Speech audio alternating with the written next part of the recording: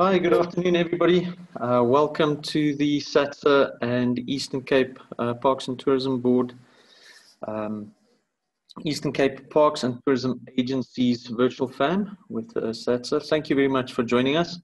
Obviously, we would have loved to be able to do this in person, but unfortunately, due to circumstances, we can't.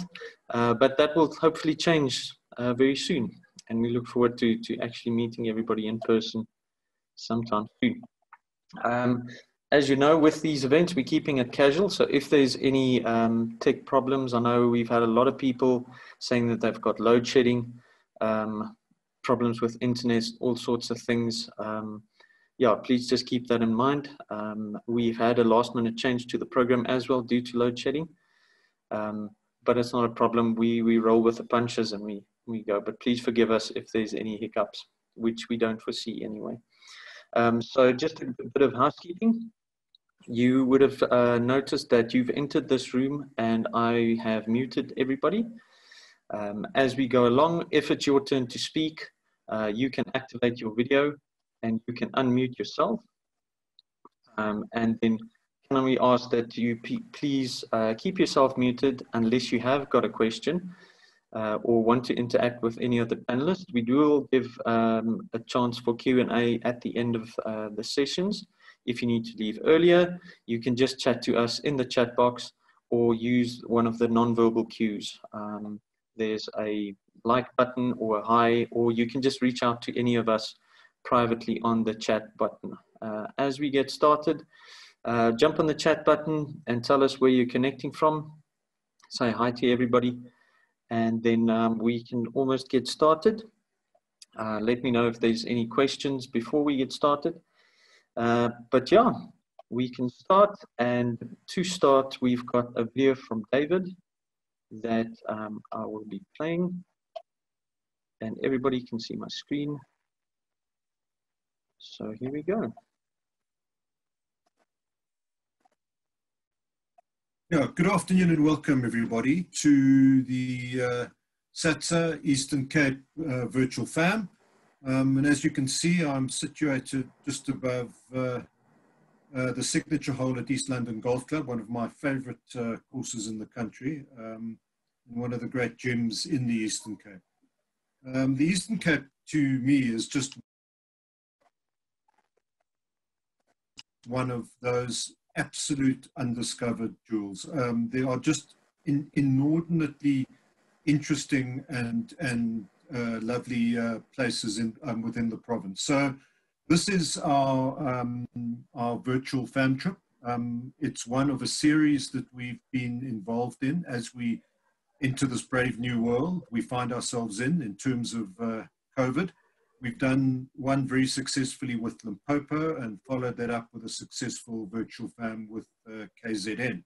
And we indeed have a Garden Route virtual FAM coming up in October. Our Garden Route chapter have really been the pioneers in terms of spearheading mega FAMs and virtual FAMs in the guise that we are doing them in at the moment. I trust you're all going to have a really enjoyable time in terms of exploring the province.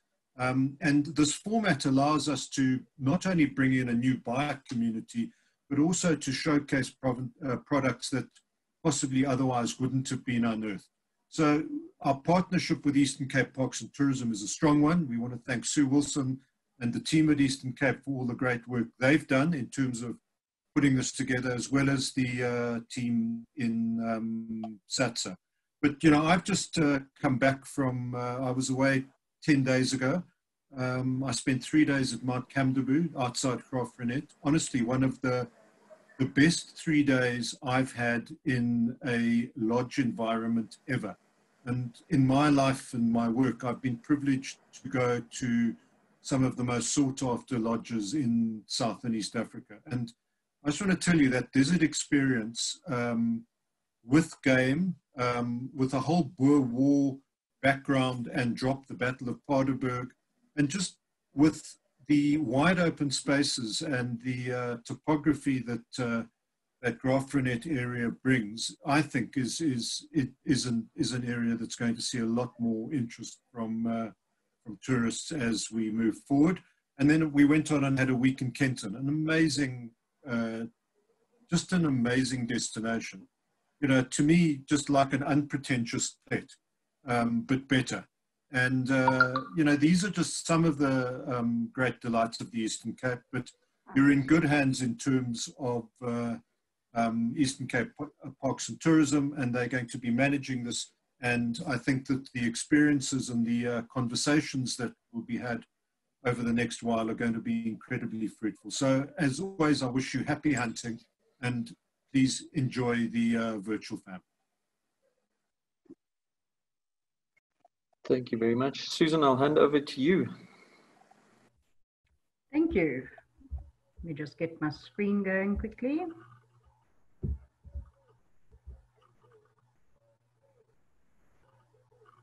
Okay, can you see the screen, Roland? Not yet, no. Okay, I've got it up in front of me. Just let me try again. Okay. Share screen. Sorry, guys.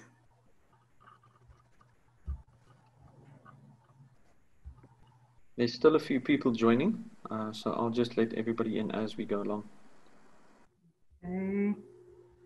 Don't know what is going on here. Host able participants screen sharing. Share screen. I've been disabled to share my screen. Can that be rectified? Yes, yeah, no problem.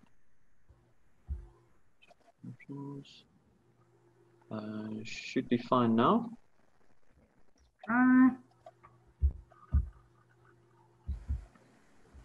Okay, I think There we we have go. hit the jackpot. Thanks very much. So yes, I'm Susan Wilson. I'm with Eastern Cape Parks and Tourism. I welcome you all to this session. I'm going to give you a quick overview of what the destination has to offer. So starting off, just from a positioning point of view, you can see we situated between the Western Cape and KwaZulu-Natal. On the coast, we have the warm waters of the Indian Ocean and 800 kilometers of a magnificent coastline.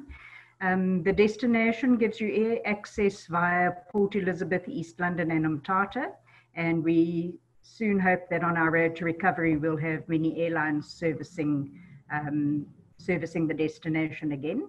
But also to mention, we have an incredible road network, and this region that we're going to focus on today, specifically being the Karoo region, is wide open for self-drive and coach tour travel. A fantastic network going through via the N9 and the N10 and in some of the smaller provincial roads. We also have segmented the Eastern Cape into 9 tourism regions. This just helps us to break down into bite-sized chunks what we have to offer. So today the focus is pretty much on the Karoo heartland. We have some incredible product lined up to share their experiences and product with you. Your key access into the Karoo, you can access from the Western Cape side, or if you're coming into the city of Port Elizabeth, it's a lovely drive into the Karoo via the Greater Addo area. So we'll have a little bit of an insight as to what Port Elizabeth has to offer. We're trying to position the cities as more than just gateways. So good place to start or end off any of the regional tours that we're promoting. And then of course Sunday's River with the wonderful Addo Elephant National Park offering and other great offerings. So you'll hear a few of the adventure offerings there. I'm not going to talk too much about all the other regions of the Eastern Cape, because either we will do another virtual expose on each of the regions, or if we get first prize, we'll get you here in person to experience them. I just want to take you through some of our unique selling features of the destination. As I mentioned, we have an incredible 800-kilometer coastline. We have a fantastic road network. We're very well known for the Sardine Run, which is a wonderful winter event that attracts many visitors to the Eastern Cape coastline. We have the Natural World Heritage Site being the Baviaanskloof, which is an incredible region not too far out of Port Elizabeth. 7 biomes and big 7 wildlife safaris. I think Donalo will chat a bit about the marine experience coming out of Port Elizabeth. We're also the home, the birthplace and resting place of Nelson Mandela, and we have many other political figures and stories that we can weave together to take you on a wonderful heritage trail. And we've got some awesome, authentic cultural experiences. The Eastern Cape has many wide open rural spaces where visitors can come in and get to know the locals, mix with the locals, and just see how the day-to-day rural living works here. Just want to, from a tourism board perspective, take you through some of our marketing tools. We have recently revamped our website, so it's a very user-friendly, content-rich website that you can access via www.visiteasterncape.co.za. You'll find all sorts of information there that relates to adventure, culture, ocean safaris. We link to accommodation, micro trip experiences, and a whole lot more, some lovely video clips, etc. We also have a mobile app, your travel partner in your pocket, so you can download the Eastern Cape, Explore Eastern Cape app, which is obviously mobile friendly. And then we've recently developed our 100 Reasons to Explore the Eastern Cape booklet. This initially just focused on the 100 Reasons, which was developed about three years ago, but the book has been updated and includes a lot more information. So this will be able to, is available in a digital version and can be downloaded from the website. We've also recently reworked and relaunched our Tourism Talk, which is an online newsletter sent out to trade. So if you're interested in receiving our regular monthly updates in terms of what's hot and happening in the Eastern Cape, you can subscribe to this newsletter via the website. It really, talks about relevant tourism issues and also highlights some of the new properties and experiences that come to our attention. We've also updated our Eastern Cape travel map. So this will also be in a digital format, easy to download, QR codes to access the information. So here, some nice up-to-date info in terms of a travel map. Mentioned earlier, we're focusing on micro-tripping for the Eastern Cape. This is really to get our local market out there and exploring more of what's in their backyard. We put together a series of short breaks. Some are themed around culinary, art, heritage, culture, and then others are specific breakaways to key destinations to show, you can have a 2-night breakaway to Morgan Bay or to Hog's Back or into the Karoo region. So these itineraries are available on our website and they're being promoted via most of our social media channels. And it's just a great way to package the Eastern Cape for the domestic market, to encourage those short trips to be taken more often. So that in a nutshell is the Eastern Cape. We have the tools available for you to get familiar with the destination. We are here to assist you with any of your itinerary planning, and we sincerely hope that this session inspires you to market the Eastern Cape more effectively and perhaps inspire you to package it slightly differently to what we traditionally see, a 1 night in PE and a 1 night to Addo or 1 night into one of the private game reserves. We certainly have a lot to offer. So thank you very much for your attention, and I sincerely hope you enjoy the rest of the presentations. Thanks, Roland.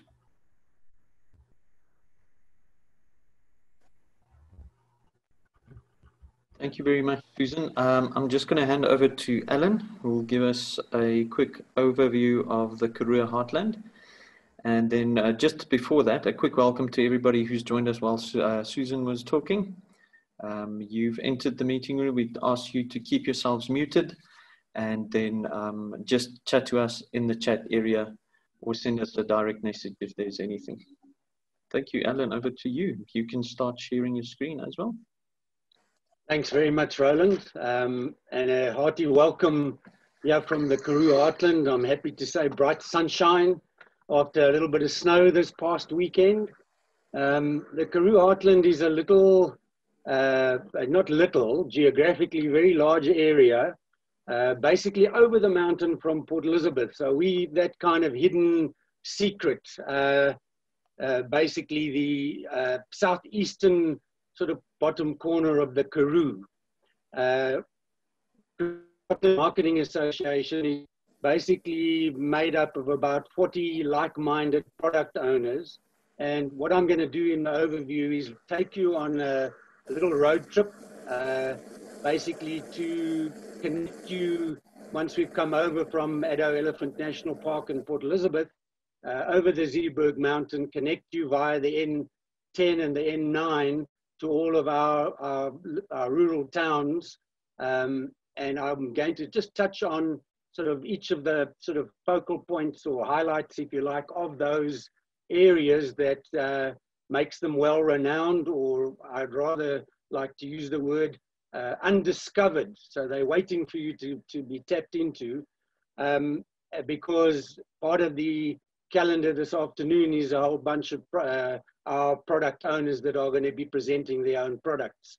So we sort of move over from Port Elizabeth past the Addo National Elephant Park, and we come up the N10, and we are the hinterland after the Zeeberg Mountains is connected on the N10 by Bedford. Bedford has an annual garden show which is world renowned. The farmers, they all open their homes and their gardens. It's an absolute pride of the area for tours, and they kind of epitomize the hospitality of the Karoo in that sense, because the big thing with Bedford is it's all about sort of holistic wellness retreats in Hello Healthy that you will get presented later, where, you know, what we grow, that's what we cook, that's what we eat, and that's who we are, and the landscapes pretty much provide the therapy to go with it.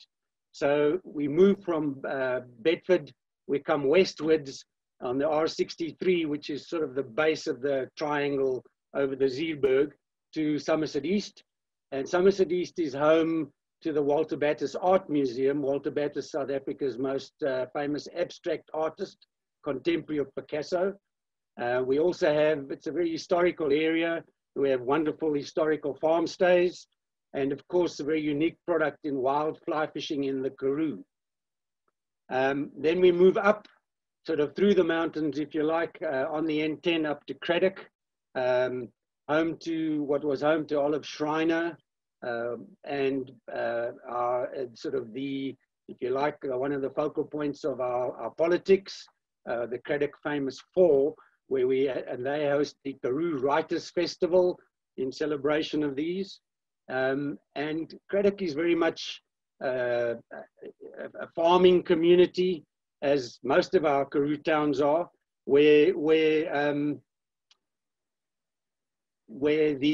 again, what is grown is brought together in the Cradock Food Festival, an annual event. And just to add a little bit of adrenaline to the mix, you've got the Karoo Fish River Canoe River Marathon, as well as some adrenaline river rafting, and all of this sort of around one of our iconic national parks, the Mountain Zebra National Park. Wonderful farm stays as well, and of course the Cradock annual agricultural show. From Cradock, we move further northwards, which is getting sort of more to the heart of our country, if you like, sort of the upper end of the sort of eastern side of the Karoo, to Middelburg, renowned for its farm stays, again, working farms where you can touch and feel sheep. You get working merino farms. The landscapes provide for incredible photography, sunsets, windmills, sunrises, and of course, there is later on, there will be as with the Cradock Food Festival, also renowned for its cooking courses and offers wonderful opportunity in wide open spaces for mountain biking. We have the Great Karoo cycling trails, which offer various day package, sort of packages, a couple of days to cycle through the Karoo. And this area is also renowned for its Anglo-Boer war history. And then from Middelburg, we move further sort of west, if you like, and we connect with the N9 to New Bethesda, where we have the sort of highest peak in the Eastern Cape with the Sneeuwberg Mountain, and very much inspiration for Ethel Fugard, one of South Africa's most famous playwrights. The Owl House, Helen Martin's Owl House, and her quirky sort of character, as you can see in the picture behind me. And again, in New Bethesda, also renowned for its paleontology, private fossil collections that provide a phenomenal experience, Bushman artifacts, and as well as spiritual retreats. You'll notice there's a theme. It's constantly trying to connect Mother Nature to your soul. And there, in New Bethesda, there's also the Compassberg Camino, where one can do a nice hiking trail through the mountains. From New Bethesda, we moved down to Graaff-Reinet, South Africa's oldest town, fourth oldest town, and it's our best kept townscapes with architecture, numerous art galleries, historical buildings, and of course, Graaff-Reinet, I might be shot by my colleagues, but to say that they sort of made Karoo lamb famous. So again, we're connecting Mother Nature with your culinary desires. Also, many farm stays in Graaff-Reinet, and a few what I would call sort of private Big Five estates. Wonderful big sky country with Big Five experiences up in the mountains, over the plains of Cam de Boer. And of course, Graaff-Reinet is one of our tourism icons in the Eastern Cape, with the Cam de Boer National Park and the Valley of Desolation, a must-see. From there, we sort of connect sort of through the flats on the N9, together with Aberdeen, Willemore, and Janssenville, South Africa's largest mohair producing area, and it's also your northern entry to the Bovians World Heritage Site. Magnificent wild open spaces, also known for its hunting in the Noordsveld, a lot of historical architecture in the form of museums, churches, and various buildings. Coming south to make that connection again with Addo Elephant National Park and Port Elizabeth is Kazuko, one of our 5-star sort of premium lodges, a concession to the northern extremities of the Addo Elephant Park, and has a famous character, rogue lion called Sylvester, and they also do a lot of conservation with cheetah breeding programs, and that's essentially your connection back to Port Elizabeth. So we are all about Karoo hospitality, history and the outdoors, wellness, and Karoo cuisine, where we connect your soul with Mother Nature, basically where land meets the sky, where you see a multitude of stars, you can dream big, it's big sky country, and you can capture the most beautiful sunsets. So enjoy the presentation, and I hope you've enjoyed the road trip through the Karoo with us, and we are there to answer any questions. Thank you, Roland. Awesome. Thank you very much, Alan. That set us up brilliantly for this afternoon's information sessions. Just before we get started, last reminder, a couple of people have also joined us only now.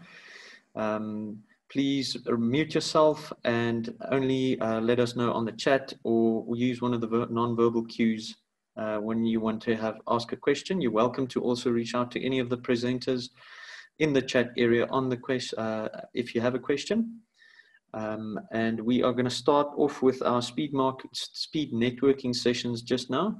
And a last reminder, this session is being recorded for any people that haven't maybe seen the start, or if you want to share this with any of your colleagues. So the first person up is, we've got Alan again, and he'll be presenting about angler and antelope. Thanks, Alan. Thanks, Roland. Yeah, nice to be doing two, one after the other. We're based in Somerset East, and basically it's wild fly fishing in the karoo and the angler and antelope. Now, just to put the fly fishing into perspective, you need to cast yourself into a time warp and imagine fly fishing where dinosaur-like reptiles once roamed. Landscapes of blistered horizons, pools hidden in riverbeds in the karoo. The karoo, as you know, is called the place of thirst. So that doesn't quite sort of tick the boxes and paint the picture of quality fly fishing. But if you consider that we share this with an abundance of wildlife, it creates for an experience completely unexpected. So what makes all of this so special is here in Somerset East, we have 4 biomes within 25 kilometers, which provide as much diversity in landscapes as it does in fly fishing opportunities. Imagine fishing in indigenous forests, Harry Potter world. And from there, you can go in a sort of a Jurassic Park desert scape where the dinosaurs once were. So it's very unusual. And we actually can target 7 freshwater species, having 7 freshwater species, from trout to yellowfish, bass, barbel. We call them the mermaids of the karoo. And why it's so unusual is because of the water quality here, these things grow enormous. We have really a great variety of fly fishing and big things to catch. With that, we have a fully stocked fly shop, custom developed fly patterns, which are now finding themselves in all corners of the globe, even catching brown bears in Alaska with the flies tied in the karoo. And that's a story that you've got to come and sit in our premises at our whiskey bar in Angler and Antelope and ask me to tell you that story. After a day of fly fishing up through the biomes, you have a on the water. You come home to the Angler and Antelope guest house, a 4-star facility where we basically have heritage buildings renovated to offer all the mod cons. And then you can go across to St. Francis, our culinary center, where we have a whiskey bar in a century-old church. And the church building still has the original confessional. So there's no more lying about the size of the fish that you caught or the number of malt whiskies you've had, because we have a single malt whiskey of over 80 single malts, just to enjoy food pairing with your Karoo cuisine. So once basically we combine fly fishing with sort of luxury accommodation in very unusual surroundings, and connect you. But we basically are situated, Somerset East is between Addo, Mountain Zebra and Comdeboer National Park. And the good news is when you sort of go through the Harry Potter world or the Jurassic Park sort of desert scapes, there's an abundance of wildlife. So again, it's all about making that connection on the end of your fly line, not only with the fish, but with your soul, your family and your friends, so that when you leave us, you have wonderful stories to tell about the adventures that you've had here at the Angler and Antelope. Thanks very much, Roland. Awesome, thanks, Alan. I know we're not very close to that confessional, but what's the biggest fish that you've pulled out there? Well, we are renowned for South Africa's record rainbow trout, the biggest rainbow trout coming from a South African river, and that's a 6.5 kilogram or a 14.25 pound rainbow trout, as you can see in the picture. Sure. Well done. Awesome. Scary stuff, actually. Yeah. Thanks, Alan. Guys, next up, we've got Afro Ventures and Tours and Safaris. I know we had Lee originally to present, but Lee unfortunately had to cancel, so he sent a colleague of his. Are you here? Just want to check. Kagiso? Yes, I'm here, guys. Awesome. Thank you. Sorry for the late arrival. No problem. You can go. Is there Good any afternoon presentations or anything you want to share? Or Yeah, definitely. okay, cool. I just want to say good afternoon to everyone, and thanks for the time that was being presented to us as a company. And yeah, so my name is Kagiso Mutiba, and I'm operations manager of AfroVentures, and we basically located in Port Elizabeth in the Eastern Cape. Perfect positioning for garden route, traveling up to Cape Town, doing the Karoo as well, and also getting into the Addo areas, Big Five region. So us as a company, we're basically established in 2014 and conduct a variety of single and multi-day tours and safaris in the Eastern Cape and Western Cape region of South Africa. And we basically specialize in Addo Elephant National Park. Safaris recently, we've also added 4-day safari trip option that covers the Addo Elephant National Park and Mount Zebra National Park in the Great Karoo. So yeah, this is something that we're very, extremely excited about as a new addition to our trips, our list of trips that we have. And we feel it truly showcases the off-beaten track and experiences, off-beaten track experience and complete Big Five malaria-free area in our area. So yeah, along with, of course, the expertly trained guides that we have, we personalize some of the services for smaller groups, and we guarantee an intimate and memorable time in those areas. And of course, we offer extremely competitive rates. And of course, for more details on any of our offerings, you guys can visit our website at www.afroventures.co.za. And thank you very much, guys, for the time. Thank you very much. Awesome, Kagiso. Thanks for joining us. Next up, Donay Lowe will take us through a bit of the Nelson Mandela Bay tourism area.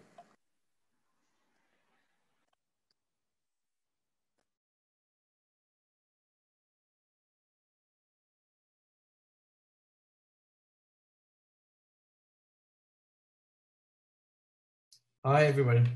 Sorry, just sorting out the presentation. I've got two presentations open, so I just want to know which one are you seeing? We've got a presentation still in the map. Yes, yeah, the map's up first, yeah. Okay, so good morning, everybody, or afternoon. I represent Nelson Mandela Bay Tourism, which is pretty much Port Elizabeth. For those of you who don't know where Nelson Mandela Bay is, everybody normally talks about Port Elizabeth. On the map here, you'll see it includes two small little towns, which is Dispatch and Uitenhage. It's the fifth largest metro in South Africa, and obviously we're known as the gateway to the Eastern Cape and to the Garden Route. Ideally situated right in the middle between Durban and Cape Town. I'm going to quickly show you a little video, and then I'm going to discuss things further.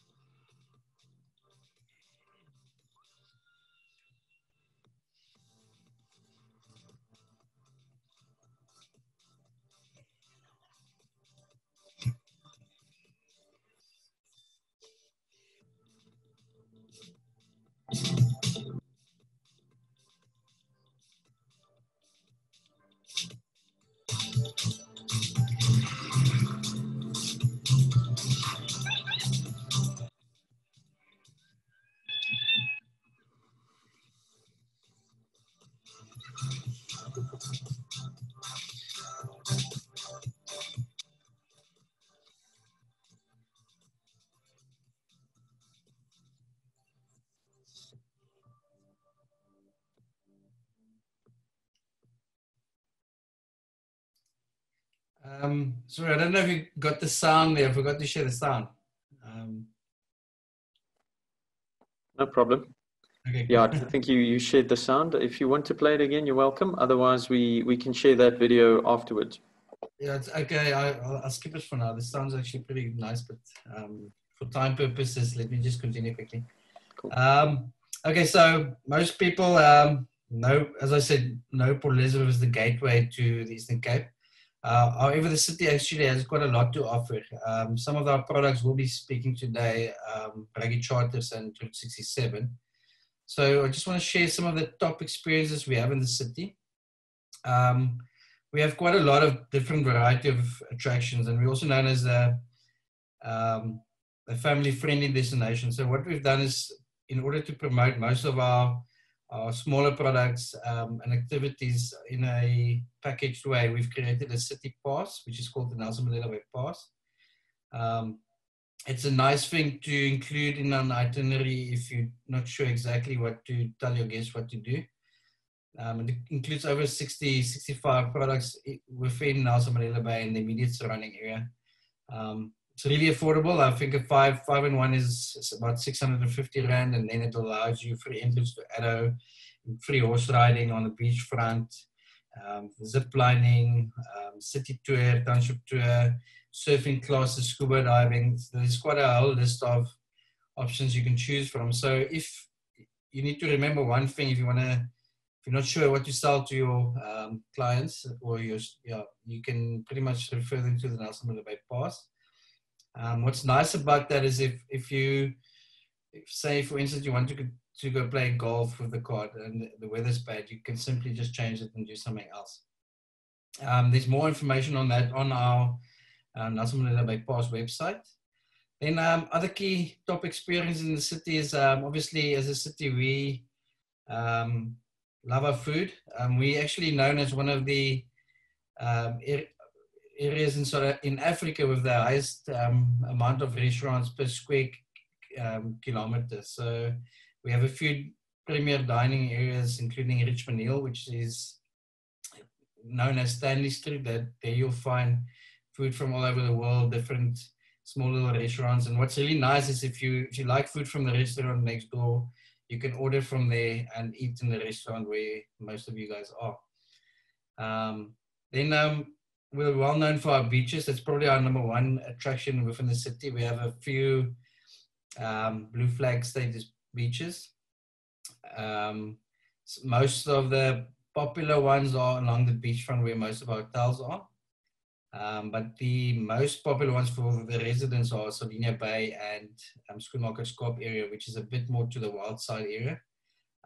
Also about 10 minutes from most of the hotels. We have some amazing township experiences, very intimate experiences where you can actually have dinner and lunch in some of the community members' house. You learn about the culture. You can do an evening shebeen tour where you actually visit one of our local taverns, have some beers, have a chishonyama, which is another word for braai. Most of these tours are guided. So you'll also get a local perspective and input. Then probably by far our #1, okay, I won't say by far, one of our most popular experiences, especially on TripAdvisor, is our marine safaris. It's probably the one of the most unique things in the city, something that you won't find anywhere in the world, is the ocean safaris. Yeah, it's part of Addo Elephant National Park, and that's why Addo's been declared a Big 7 National Park, because of its ocean side. The main reason Addo it's got a marine section is because of the islands we have within the bay itself. A lot of people don't know about the islands. One of them is called St. Croix Island, and that's where you'll find 50% of the African penguin population as a whole. It's also the natural habitat, and you guys, most of you will know Baldur's Beach. But Baldur's Beach was established in the 1970s by the penguins itself, because in the past the predators would have preyed on them and eaten them. So Really nice experience to see them in their natural environment. Really, what's really nice around the area of St. Croix, you'll find an area called Lovers Lane. I don't want to steal Jake's presentation here, but that's where you'll find quite a lot of bottlenose dolphins. We've been declared the bottlenose dolphin capital of the world because of the amount of bottlenose dolphins we find in the bay. And then we've got 4 whale species, 2 of them all year round. We've got Bird Island with the largest gannet in the world. I'm going to leave the rest for Jake, otherwise he's going to kill me. Then, as in most big cities, you'll find quite a lot of microbreweries. Ours actually really cool. We have a microbrewery tour that takes you to 3 different ones where you can taste up to 12 different beers. It includes lunch and transport, so you can drink as much as you want. Some of the new craft breweries we have also includes rum and gin. So the Eastern Cape is also known for its citrus. So a lot of the like the rum gets made from the citrus, like your oranges and lemons. And then historic, Port Elizabeth is one of the oldest cities in South Africa. So we also call ourselves the melting pot of cultures within in South Africa. This is where the Xhosas met with the Boer and the English, and a lot of the Anglo-Boer wars were fought in the area. So there's lots of different historical sites and architecture within the city. We have a special route called the Donkin Heritage Trail that takes you part to all these different buildings. It's actually really... Sorry, hold on a second. Hey, John. Sorry, you know, working from home and kids. I sent them out and now they came back. Yeah, so I always suggest that you do a guided historical tour. Although we do have some amazing guides on our app, as well as booklets that you can actually use. The number one reason most visitors come to Port Elizabeth for is the wildlife, and especially Addo Elephant National Park. I already mentioned that they're part of the Big 7. For those who are listening that don't know what the Big 7 is, it's you get your normal Big 5, which is the lion, the leopard, the rhino, the buffalo, and the African elephant. Then we'll include the white shark as well as the humpback whale. I'm sure Jake will tell you about those 2 species a bit later as well. Route 67 is probably our biggest cultural attraction within the city. It represents 67 art pieces that along a route. So it's like an outdoor gallery. Some really, really interesting artworks along the route that's interactive, and sometimes the wind, if it blows through, it makes sounds and things like that. But Lungelo will hopefully tell you more about that as well. Then we're known as a family destination. There's lots of things to do for kids and families. We have amazing safe beaches because it's sheltered in the bay. So for those who don't like big waves and stuff, they can use the bay area. Otherwise, you can go surf and stuff in the wild side.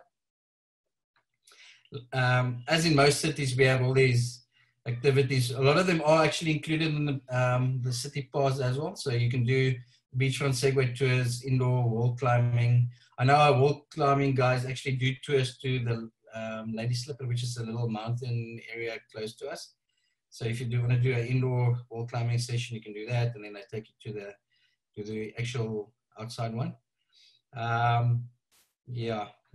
One of the cool family things we have is the O2 Pavilion in Utenac. That's the only VW Auto Pavilion in Africa. It's a big automotive museum, interactive, really interesting if you're into cars and stuff like that, like my wife. Then scenic excursion. So if you look on the map of Port Elizabeth, or actually if you fly in, you'll see a whole area that's covered in vegetation and bush, which is actually private game reserves and municipal game reserves from pretty much from Cape Receive all the way to Sardinia Bay. And in that area, we have quite a lot of different activities, from horse riding through the Milkwood Forest to the Fynbos and onto the beach and back. I can do picnics, there's little craft farm stalls. It's actually where If you know the World Ironman African Ironman Championships, you'll see a lot of the scenery on the route. They call it PE's Playground because a lot of the us actually go out to that area to explore, and that's also where our main, our nicest beaches like Sardinia Bay and Schoenmakerskop is. I don't want to talk too much of. We have a list of guided tour options which I will send to most of you to have a look at. Then also, just for those of you who want to train your staff a little bit, we have a digital training platform. This will allow you to actually go into a bit more detail and get a good overview of what's to offer in the city. It's probably about 20-minute training course, and at the end, once you've done, you get a certificate on the city itself. And that's me. Thank you. Awesome. Thank you very much, Danae. We are going to just move along to Lisa and Amos, who will do Amos Township tours, and then we'll jump back to Lungelo later. So Lisa, Okay. it's your turn. Yeah. Hi, everybody. I just want to just quickly say hello, and Amos is standing right next to me. We've just got a one-pager screen for him, so I'm going to see if I can share that with you. And if I can't, it's okay. It's so nice to see so many familiar faces. I know I've spoken to a few of you in one of our presentations. So welcome to Cradock. And as you know, Amos is quite famous. Can you all see our presentation, just the one page? Yes, we can. Okay, perfect. Amos is going to stand up now. Hi, my name is Amos. I'm doing a township tour in Cradock from the Die Tuishuise Victoria Manor. And we do the township in English, whereby the most background of the Cradock 4 comes from. Then we talk about the life of the Cradock 4 in Cradock. That is what we're doing there in Cradock here. So we visited Lingelische. Lingelische is situated here in Cradock. And my name is Amos. Okay, awesome. Thank you so much, Amos. Thank you. For many of us, this is our first presentation, so thank you for bearing with us. But I think it's what makes it all more exciting, and also it's what makes the Eastern Cape so lovely. Hey, so am I going to do my second Die Tuishuise? Am I going to do my second Die Tuishuise presentation, or Lisa, you can go. We've got you a bit later in the program. Okay, no problem. We'll see you later, everyone. Thanks. Cool. Thank you. Next up, we got Avoca River Cabins and Tracy. Thanks, Roland. Hi, everybody. And it's really great, yeah, like Lisa said, to see some familiar faces. This is also my first Expo. Being on this side is definitely different just to sitting back and watching quite comfortably. So we are a family-run business. I will play a little video for you just shortly, but just to tell you more or less where we are close to Port Elizabeth, about a 74-kilometer drive. We are situated in the citrus region of Addo, so we are actually a working citrus farm, and we are fortunate enough to be close to the main entrance of the Addo Elephant National Park. We do offer a variety of self-catering options and can accommodate up to about 80 guests. We also have two beautiful venues, weddings, conferences, special family celebrations, whichever function you would feel comfortable having here. We have two of those, one a bigger venue, one a smaller venue. We have spectacular views of the Zuluberg Mountains. We also have canoes, so we also obviously love having families, children on the river. It is a safe river, good for canoeing. And yeah, if cooking isn't your thing, we also have two very capable chefs who cater for all different dietary requirements. And we do scrumptious breakfasts, traditional South African farm feasts. Yeah, and there are also a number of activities in the area and national attractions which are suited to everyone. We also do safaris into the Addo Elephant National Park on a daily basis. So we're good for tours. We can accommodate big groups, small groups. As I said, all of our units are self-catering. We do have braai facilities. Yeah, that is, most of the South Africans do like to braai, especially on a Friday night after a long week at work. So yeah, like I said, we do the catering, and we are close to the Addo Park. I'm going to share a short video. Hopefully I'll get this right. And here we go. Just remember to click the sound block at the bottom. Eh? Cool.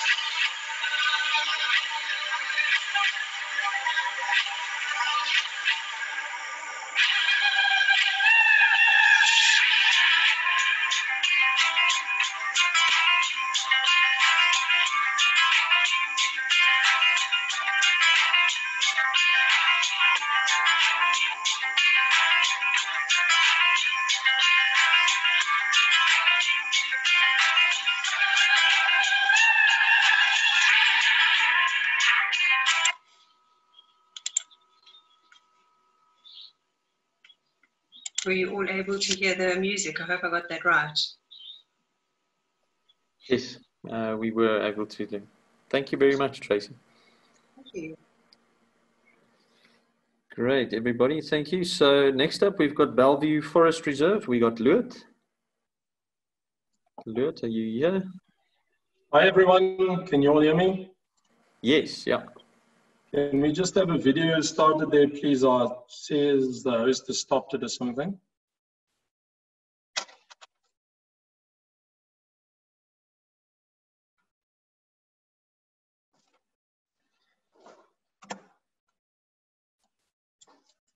There we go. Well, hi, everyone.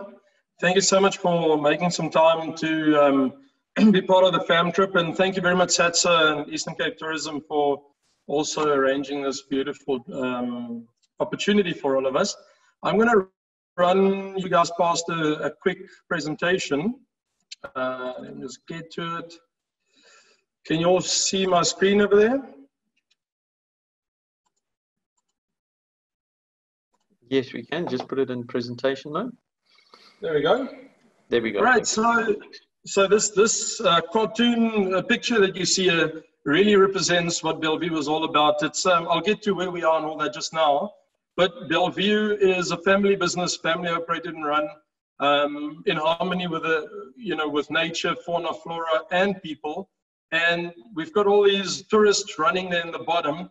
And that's all giving you an idea of our giraffe walking safaris we do and that we're really renowned for. And one of the biggest reasons people would come to us is to have that experience of getting very close to wild animals on foot, yet far enough to be out of danger.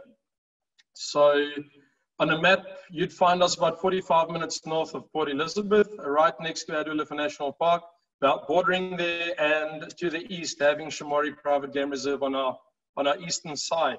So getting to us is very easy on the N2, on the N10, and from us to Addo Elephant National Park is about 20 minutes drive from gate to gate, and you're in there and you can enjoy everything Addo and surroundings has to offer as well.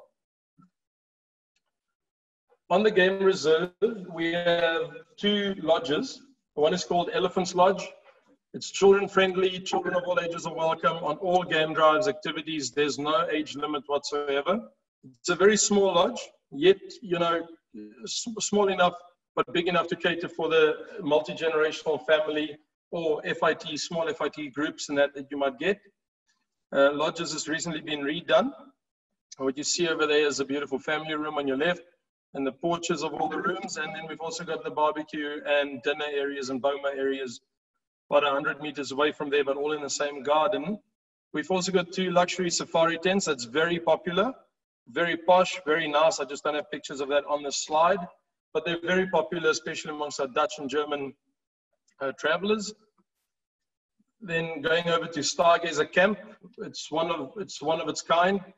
It is exactly what you see in terms of the beds and that. There's no roof above your head. The closest thing that will protect you from the outside is the leaf net. It's not a mozzie net. So this net keeps the leaves away from the beds. And fortunately, we don't have any mosquitoes in this part of the forest. So making a very comfortable stay overnight. It's not seasonal, it's year round. However, during high season and peak, it's obviously, in big demand amongst, your younger and more energetic travelers wanting to get some, different experience and just see a different side of the African bush. We have a minimum of 2-night stays and no children is allowed at this lodge. We also have the saying at this lodge, rather burn carbs than carbon. So trying to be as responsible as possible. We're also fair trade members, mentioning that. So yeah, getting there, really try and see how we can lessen your impact on nature, but still having a beautiful, time in the bush and being able to do the game drives or game walks, which we'd rather suggest you do. And just stay outside. You've got butlers, you've got your entire team, whatever you could imagine having at a 4-star lodge or 5-star lodge. We have exactly that at this camp. The only difference is you don't have a roof and you don't have Wi-Fi at this.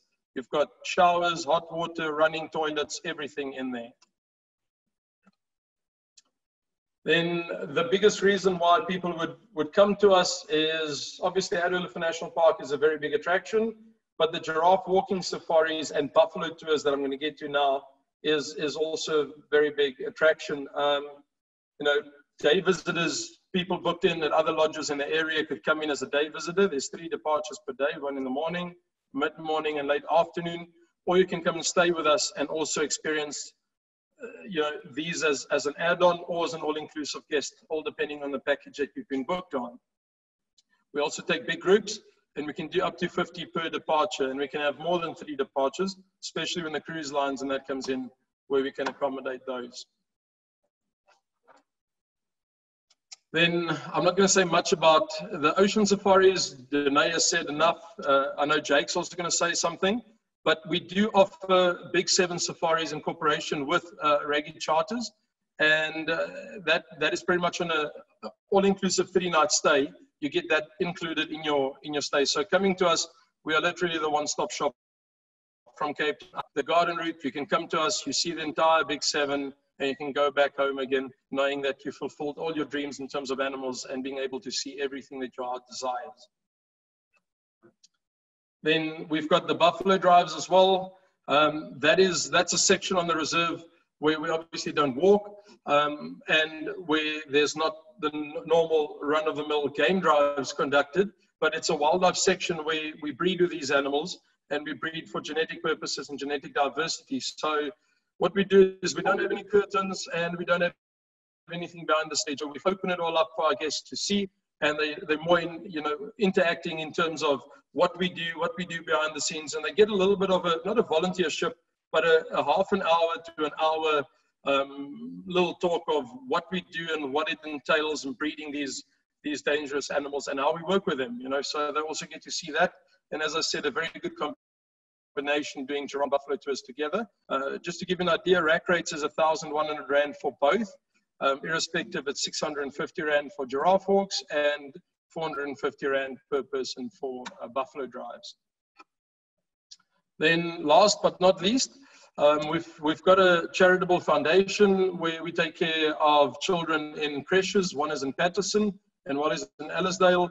We encourage our guests to pack for a purpose, and we also highly encourage them to take some of their time that they're spending with us to go on a game drive, or a game drive vehicle at least, and to visit one of these schools, and packing for a purpose, then being able to share the love in whatever term, whether it's sweets, meat, food, clothing, schoolwear, anything like that. And these children really depend on us and our clients on that. So we really try and support where we can. And we've also got a soup kitchen where we also provide food of 1 meal a day for each of these children every day, Monday to Friday. So we want our guests to share in the love and passion that we have for people. And by doing that, we enable them to get on a game drive and to spend 30 minutes or so with these children and to just give some love back.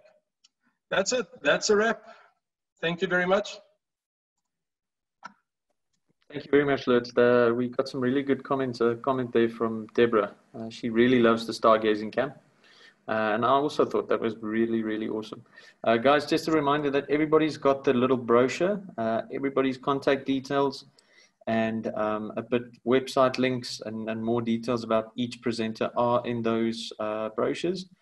If you did not get them, please reach out and we can send it on through to you guys. Next up, we've got Chantal. Sorry, Chantal Marais. Good afternoon, everybody. Welcome. It seems my video doesn't want to work, so just bear with me. But I think if I share my screen, you can see my PowerPoint. So then there will be at least something for you to be looking at. So I live in Graaff-Reinet, a beautiful town in the Eastern Cape. Why visit Graaff-Reinet, you might ask? Well, we're the town with the most national monuments in the whole of South Africa, over 220. And we're the only town in South Africa that is fully surrounded by a national park, meaning that there's actually no fences between Graaff-Reinet and the national park. Therefore, we can't have the big five that everybody's been chatting about. But we do have 6 animals that you can't find in Kruger. So if you're interested in coming to find springbuck, blesbuck, black wildebeest, mountain zebra, gemsbuck, we do fantastic trips into our national park. Myself, I'm a tour guide in town, so I actually focus on doing historical town walks. So I always recommend people when they arrive in Graaff-Reinet to book like a 2-hour walking tour with me. Graaff-Reinet is really safe. So it's a nice town to go off and explore with. I share with you the history of the town, of course, but I like to talk about the now. Why is Graaff-Reinet still important? So we focus on the current farming practices, being it merino sheep, moe, venison, game. Tourism plays an extremely important role in our town, so we can't wait to have the tourists back. And we are actually quite a famous destination for coach tours as well as self-drive FITs. So once you've done a little tour with me through town, we can couple it, of course, with a drinking session. There can be a stop off at a pub. We've got beer tasting, wine tasting, lovely restaurants to frequent at. But then we have safari vehicles, so we can head off into the national park.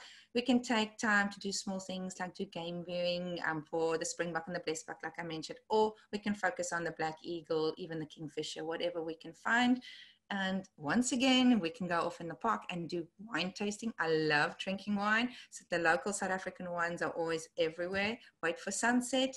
The next day, if you're spending 2 days with us, I'll recommend that you do the important buildings in town, like our beautiful Dutch Reformed Church in the center of Graaff-Reinet. It's a copy of Salisbury Cathedral in England. It's definitely available to go and view during the week, Monday to Friday, and maybe over weekends on special arrangements. I can see what I can do for you. Then I would say the most important place to visit in Graaff-Reinet, of course, is the Valley of Desolation. So it's a place where you can, like, sit down, relax, enjoy the most amazing, beautiful sunset. For those of you that don't know the valley, it is a beautiful rock formation at about 15 kilometers outside of Graaff-Reinet on top of a mountain. It takes you about half an hour to drive there. Along the way, I stop and tell you lots of stories about the area. I take along sundowners, so we enjoy. Now, if you are interested in visiting Graaff-Reinet, you might ask me, where should you stay? And I would recommend our family business. Kamniba Cottages has been going for over 20 years.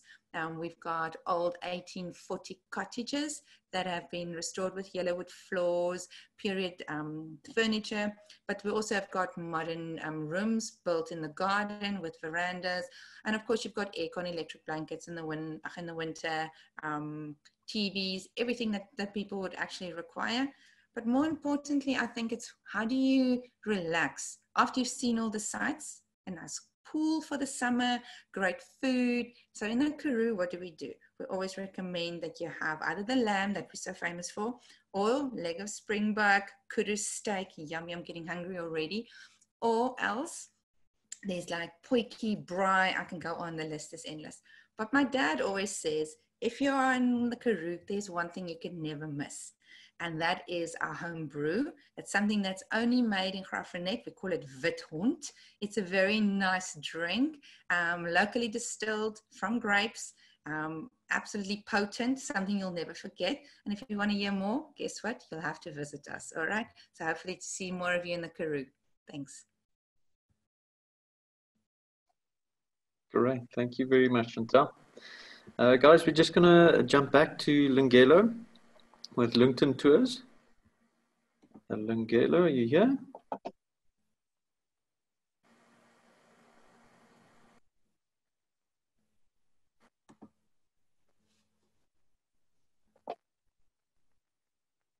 Doesn't seem like it. Lisa, sorry, I just sent you a message to say that you'll be going after Lungelo, but Lungelo is not here. Can I ask you to go, please? No problem. I'm ready. Thanks. Nice Great, to thanks. see you all again, everybody. I'm just going to share my screen with you.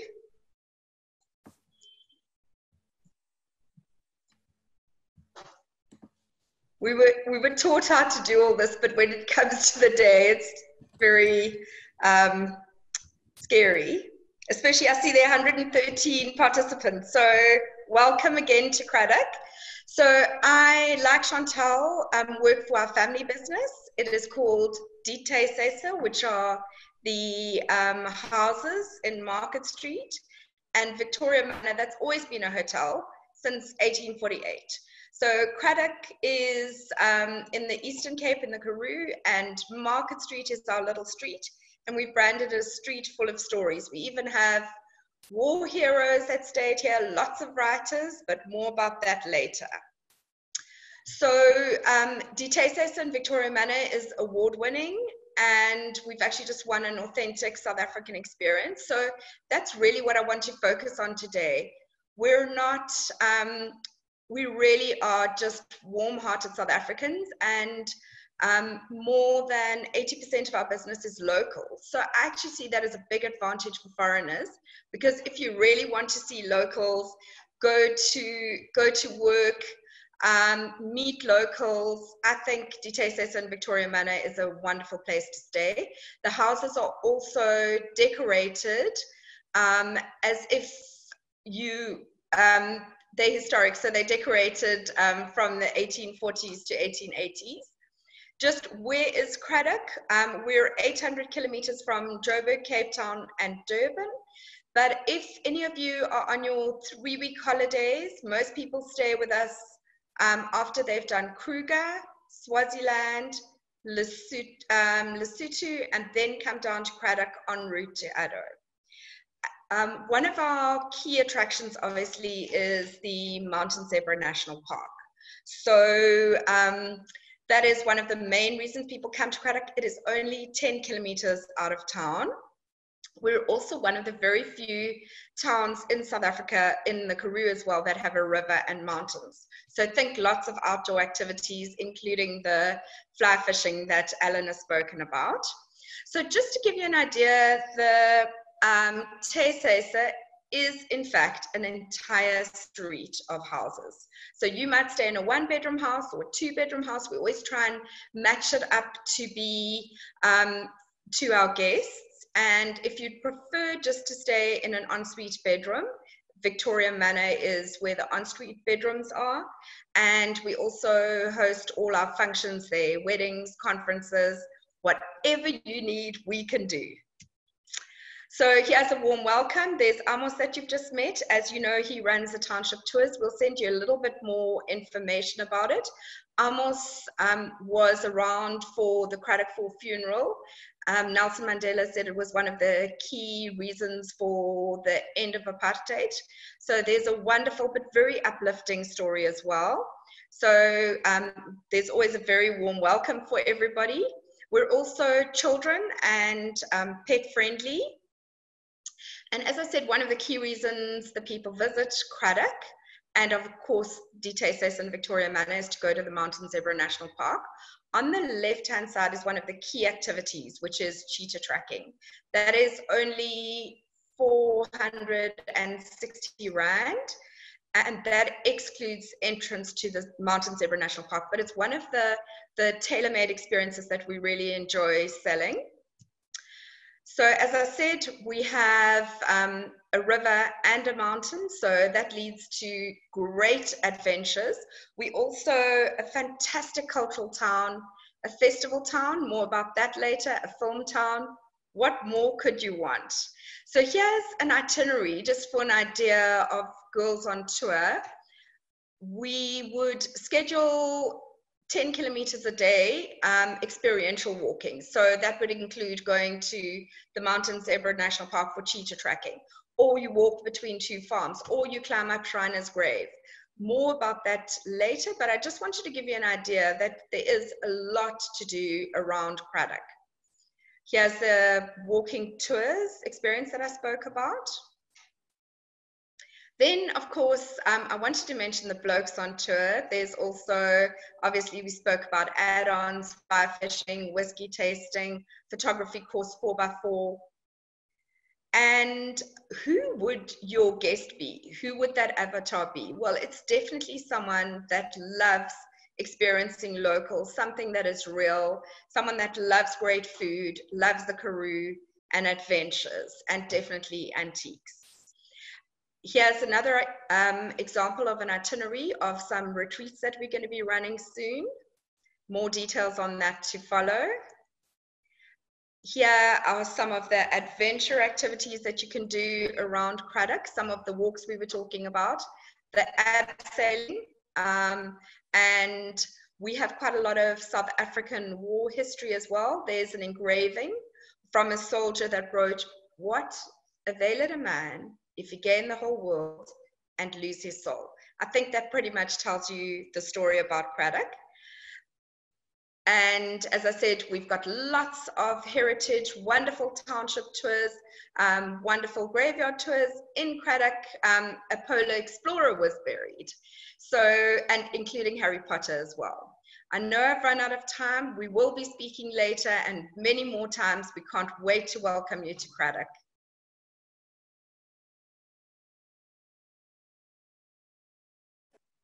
Thank you very much, Lisa. I see Lungelo is here. Lungelo, can you hear us? I know he's having some problem connecting. No, we'll move on and come back to Lungelo, no problem, and LinkedIn Tours. Next up, we've got Emery Kenny chopped vegetables, Zola James.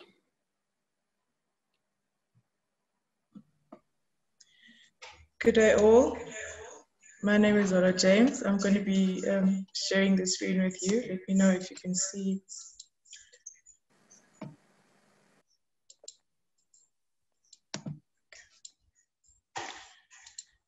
Can you see the screen there? Not yet. Okay, not yet. Nope.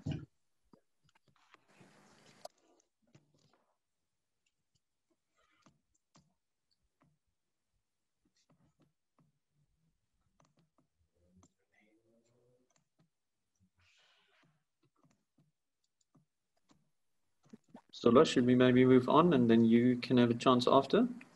Sorry, we're there. Okay, cool, no problem. There we go. Yeah, we can see. Can you get the screen now? All right. Emery Kenny is basically a brand that has been created from a love of cooking. From the time where I would make meals and dishes at home, I just found what a big chore it was for me to peel and to chop. So I then planted my own veggies in my own backyard. This is where it all started. And then that is when the peeling and the chopping and the packaging idea came about. I worked along with some ladies in the community where we would all do the preparations of the vegetables. The idea of these vegetables is not only for food preparations, but also for the love of cooking, food that is grown naturally in our own backyards, organic. And it's also for bringing it closer to the people, that you can enjoy warm, healthy, hearty meals without having to struggle much with the preparations.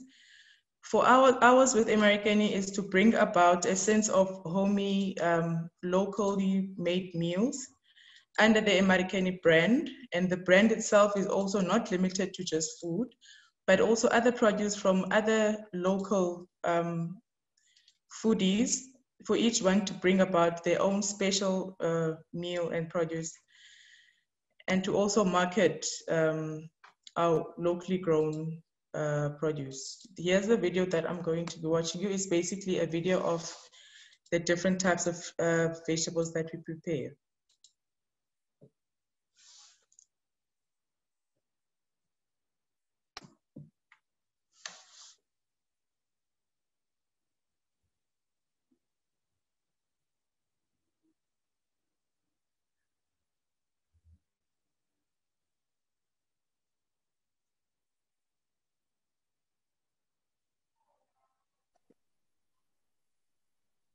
Sorry, Zula, is the video playing on your side? Not yet. Do you mind copying that link and sharing it with everybody in the chat? I think that'll be easier, then everybody can view it. All right. Great, thank you. Thank you then. Thank you very much Zula. We've got Lungelo in the waiting room, but it seems like every time that he joins, he drops off. So we'll continue with the program, and once he's in, we'll give him his chance as well.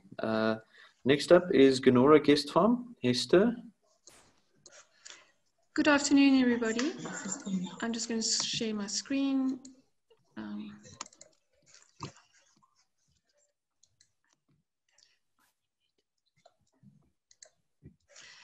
Hi, we are a working farm, a sheep farm, and also a pig farm, with my son staying with us now.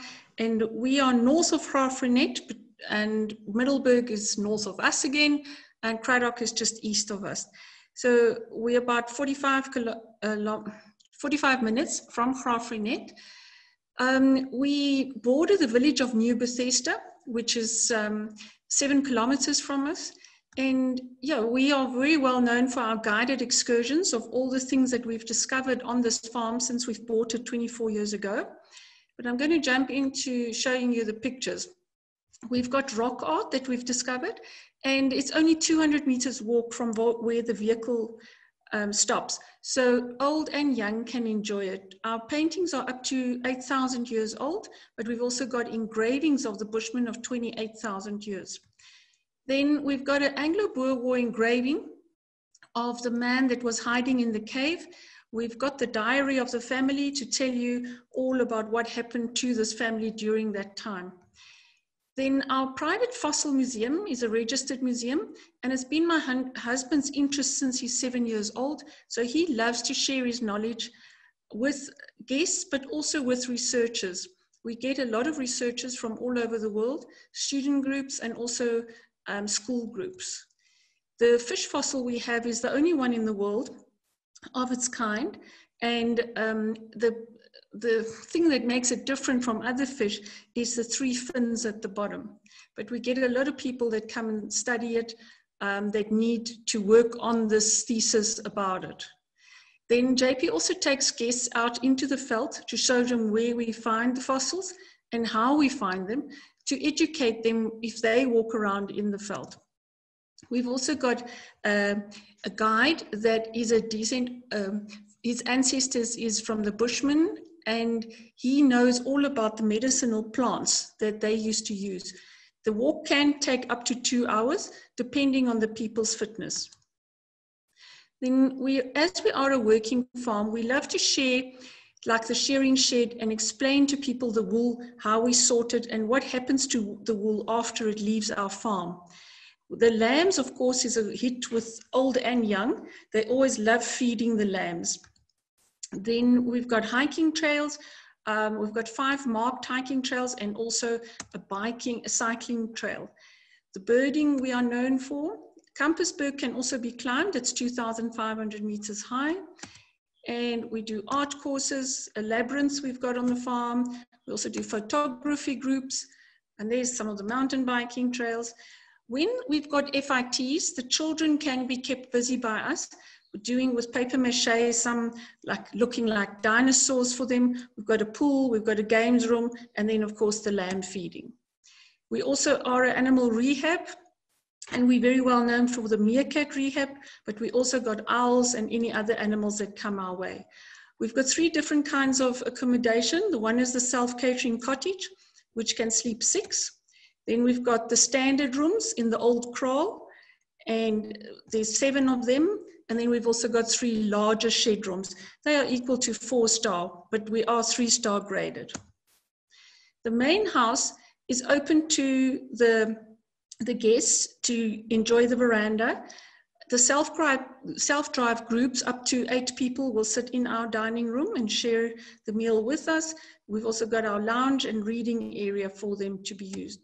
Then the bigger buses that come for the day tours, we'll seat them outside for the lunch groups or in the hall where we have the larger groups when we are full or our accommodation is full.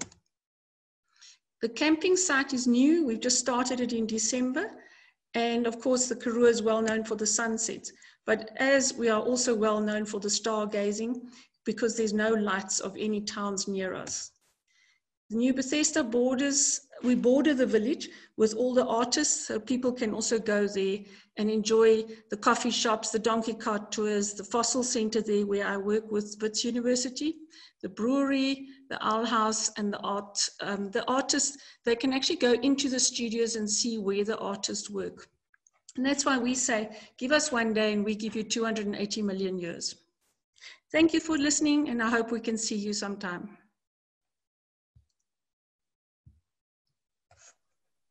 Thank you very much, Esther. Next up, we got Graaff-Reinet Tourism and Jack. Thanks, Jack. Over to you. Good afternoon, everybody. I'm Jack. I'm the tourism manager for Graaff-Reinet and the surrounding farms. As said earlier, we're the 4th oldest town in South Africa. The only town in South Africa surrounded by a national park, the 15,000 hectare Kamdaboo National Park, which is also home to the Valley of Desolation. In town itself, we've got over 5 museums and over 220 national monuments. So we are absolute history lovers paradise. Graaff-Reinet's also the birthplace of Robert Sobukwe, founder of the PAC, and he's also buried here, and his grave can be visited.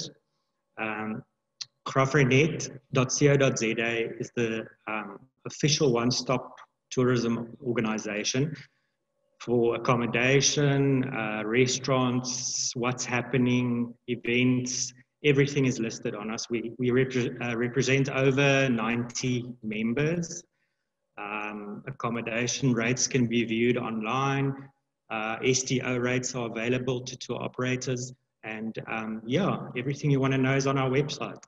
So, but I'd just like to share a short video clip with you as well, just to give you an idea of what we're about. Let me just see, here we go.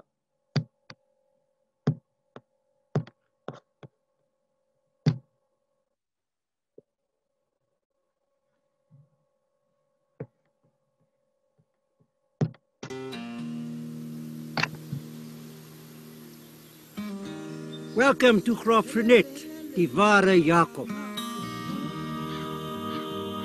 The story of the Karoo is under every stone. Where history lives.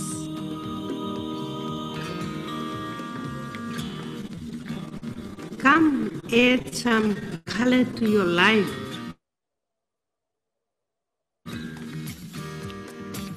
Take the road less traveled. And let the wheels roll. Discover the Karoo. Come join us.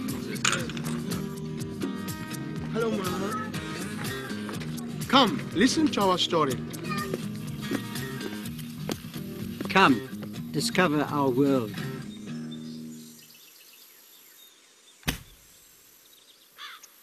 There we go. I'd also like to share a little clip with you guys on the Valley of Desolation. You've heard so much about it. It's one of our main attractions and absolutely worthwhile to visit. Just going to share that with you as well. Just a sec. Sorry.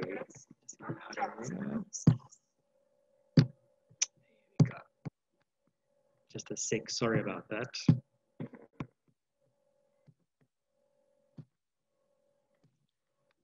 Okay.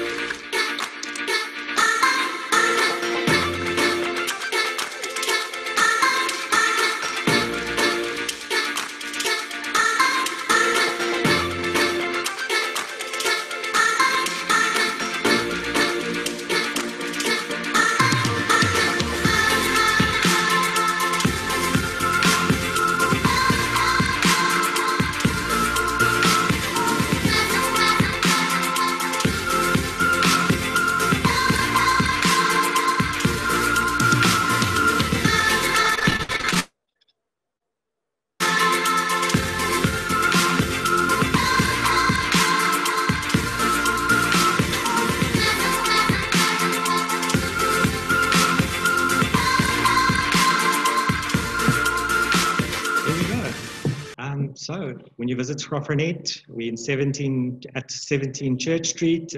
Visit our website, www.crawfordnet.co.za, and we hope to welcome you to our beautiful part of the Karoo.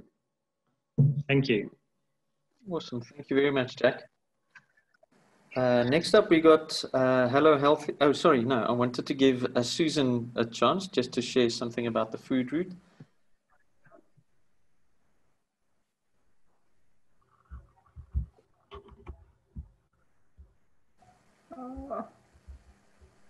Sorry, just want to share a slide here quickly.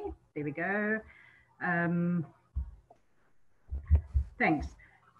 Chantel Maria was going to present on this food route, which is a food tour into the Karoo region. But I think unfortunately due to load shedding, she's lost her signal. So I'm just going to give you a quick overview.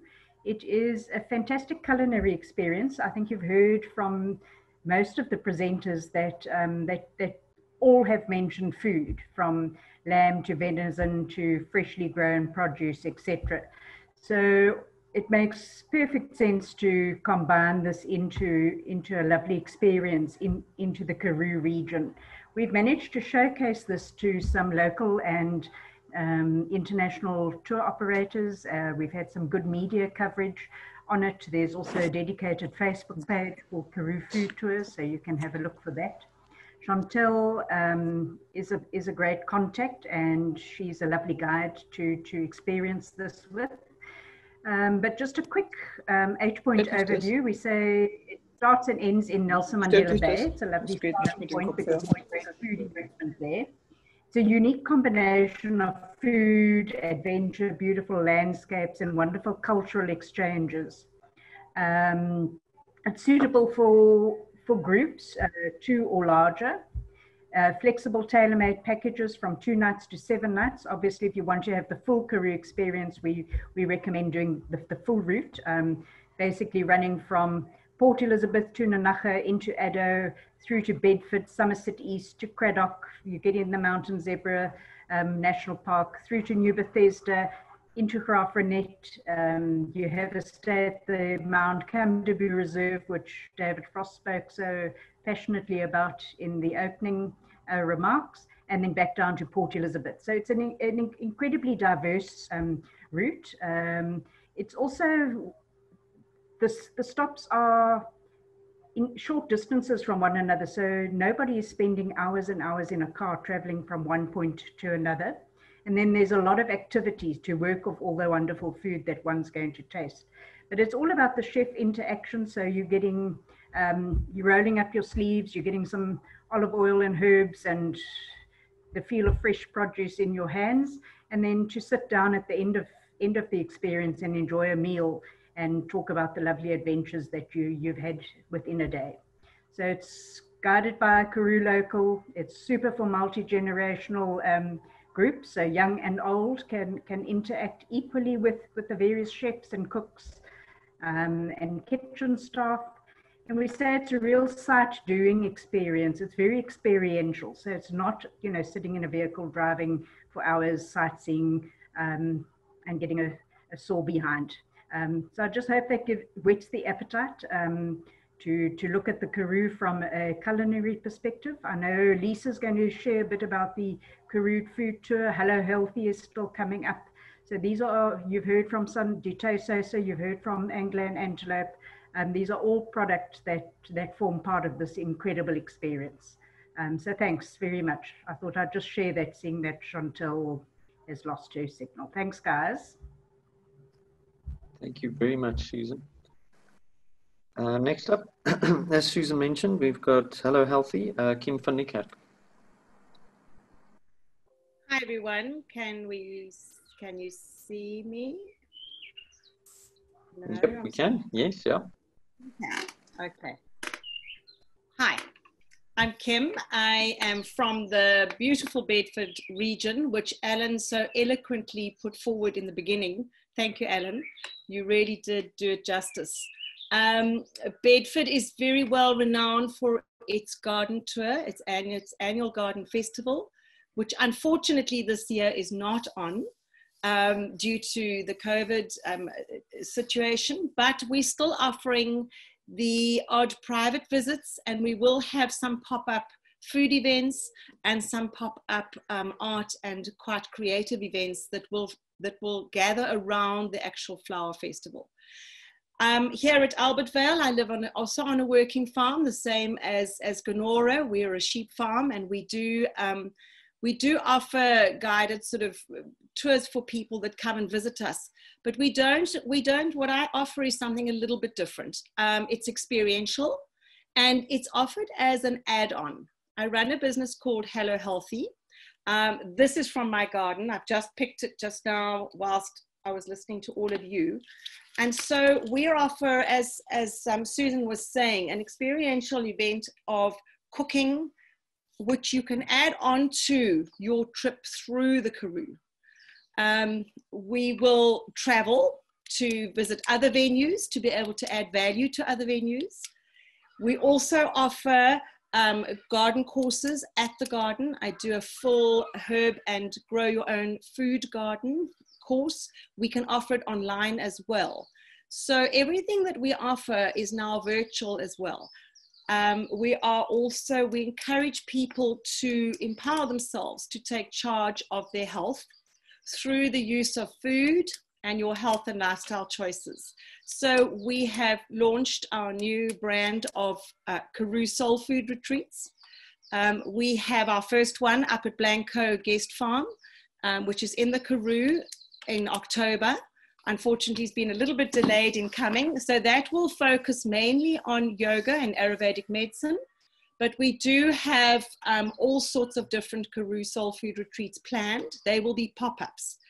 Having said that, we can actually tailor-make anything for your group that you would like. So if you're perhaps coming through Bellevue or any Belvedere or any of those kind of venues, and you're perhaps wanting a bit of a wellness operation or a certain food aspect to be part of that trip, we can tailor make that in conjunction with the other operators. We have a very small farm stay, very simple farm stay home here, mainly designed to be part of the retreat getaway and to be part of hosting cyclists or anyone wanting to use Bedford as a get-through zone. We, I'm just having a look here, we do a lot of organic gardening, and we offer online support afterwards, which I think is quite exciting. So your guests or your clients can clock in, and any recipes or any ideas that they would want for gardening, we do all organic recipes on how to pest control, how to companion plant, what is edible, what flowers are edible, and that they can engage with us on an ongoing basis so that there's added value to that. So we do offer pop-ups every now and again, and those will be on the Karoo Heartlands website. I am a member of the Karoo Heartlands, and we're very nicely nichely related in connecting the different tourism groups as Susan was putting them together. We're part of the Frontier Country, and we're also part of Amatola Mountain Escape Route. You'll find Bedford at the conjunction of all of those with Karoo Heartlands. So come and visit us. We are a special place, as everyone's mentioned before. We have mountains, we have game, we have beautiful little restaurants in our village, we have wonderful history, and we really, really look forward to welcoming you. The Karoo is the wellness center. We have the most incredible air, we have the most incredible space, and we can disconnect in the Karoo. And I think we're all heading that way, where we just want a little bit of downtime to get in touch with ourselves and just to be. And that's what we can do in the Karoo. So if I get this right at the end, anyone's welcome to contact me. I'm going to try and share screen. It's just a photograph, mainly depicting some of our photographs from the farm. That's our food that we cook. That's my beetroot and spinach that's growing. That's our farm gate and the sheep coming down the road. So that just gives you a really nice feel about where we're at and what sort of food we do cook. We do specialize a lot in vegetarian food, salads, health, and wellness. So thank you for your time. And we really look forward to engaging, and perhaps with the other product owners as well. We can add value at any time. We can Zoom in online cooking courses, when everybody's in your guest house or whatever, we can add value. So thank you very much. Thank you very much, Kim. Lisa, next up for the Karoo Food Festival. Hi everybody, I'm back. It's so nice to be back, and it's actually so nice to have the context of previous speakers as well, because as Kim said, Susan said, Alan said, we are all part of a group. We work very well together, and it's my pleasure to talk to you about the Cradock festivals. What I actually wanted to say was that even though we have dates on these festivals, I think that the good thing that COVID has taught us is we can pop up anytime. So we are using the words pop up a lot. We're also using deconstructed a lot. So while we do have festivals for set dates, at any time we can actually pop up the festivals, and I'll show you how we do it. I'm also very pleased that you met Zola, because Zola is opening a wonderful little shop across the road from the Tuishuise where she will have her vegetables. We'll also be going into the gardens that Zola picks the vegetables. We'll be doing some courses with Zola. Amos, that you met earlier, is also very much part of what to do in Cradock, and obviously often features in the Writers' Festival. So Cradock Festivals is really about the love of our town, our people, and the Karoo. And thank you to ECPTA for sponsoring some of our events. So as I said, we basically are people from Cradock who absolutely love the Karoo. We're proud Cradock citizens. We are creating events and experiences for people to come and enjoy Cradock and the Karoo. So we've already shown you where we are, and I just wanted to point out the train will be running shortly between, or running soon between Joburg and PE. So we have had people come by train, which has been a lot of fun. And nearest airport is Port Elizabeth, 200 kilometers away. East London is 300 k's away, and Bloemfontein 400. So just out of interest, flights to East London tend to be cheaper from Joburg, but that is something that you could look at. Otherwise, we're obviously available on by road. So this is just an idea just to give you about what we're trying to say to people when they come to the Karoo. So I'm just going to read the key guest insight. In this fast-paced world where it's about more of the same, I want to spend my leisure time off the beaten track where I can experience the best of rich cultures, escape to another world, and come away feeling revived and thoroughly inspired. So we've mentioned before, the Karoo is all about authentic experiences and meeting people. And I think that's definitely one of our greatest assets. So I said earlier, how do we pop up so easily? Well, what we do is we follow a model called asset-based community development. So basically what that means is whatever is happening anywhere, we link in with it. So if there's a church bazaar, we link it in with the food festival. There's Yukske, which is a traditional Afrikaans game every Saturday afternoon. If you want to meet locals and play bridge is played on a Tuesday and Saturday afternoon. You can come and join the Cradock people playing tennis or golf or canoe.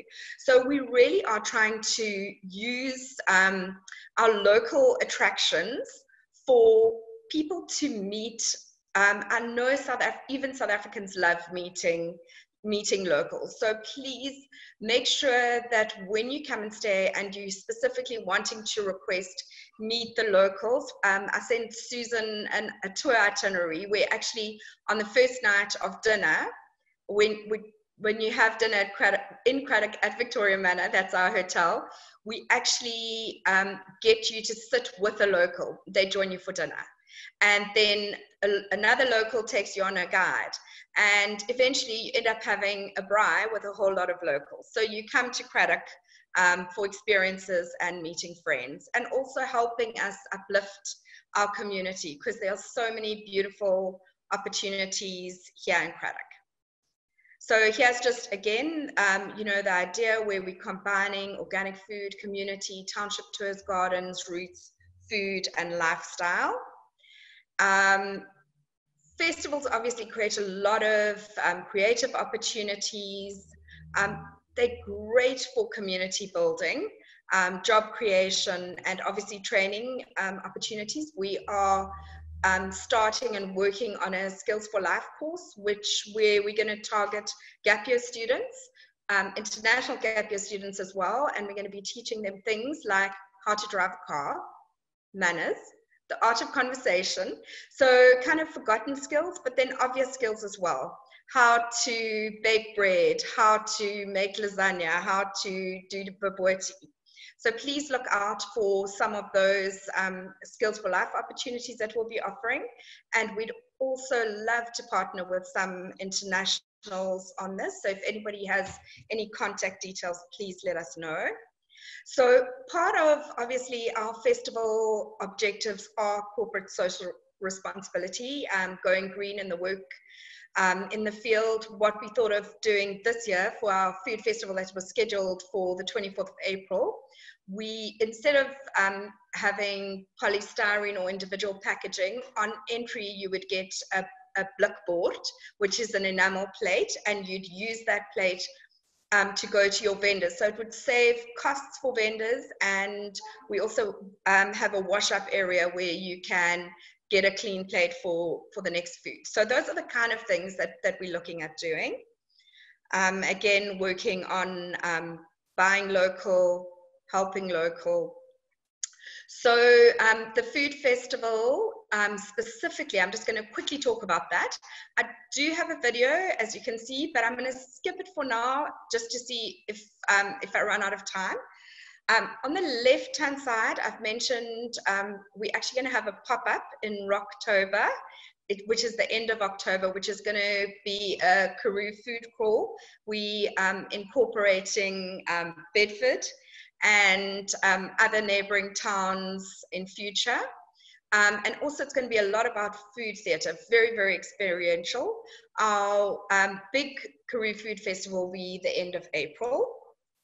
So it's all about gezellig, indulgent, genuine, faithful to tradition. You'll see I put slow food and local to our core. A lot of Cradock's cooking is based on generational cooking and selling. And we won a great award, which was about contributing to tourism growth and development. That is probably our biggest driver, to have festivals in our towns. So one of the key things I just wanted to mention here, you can walk, raft, or bike the route.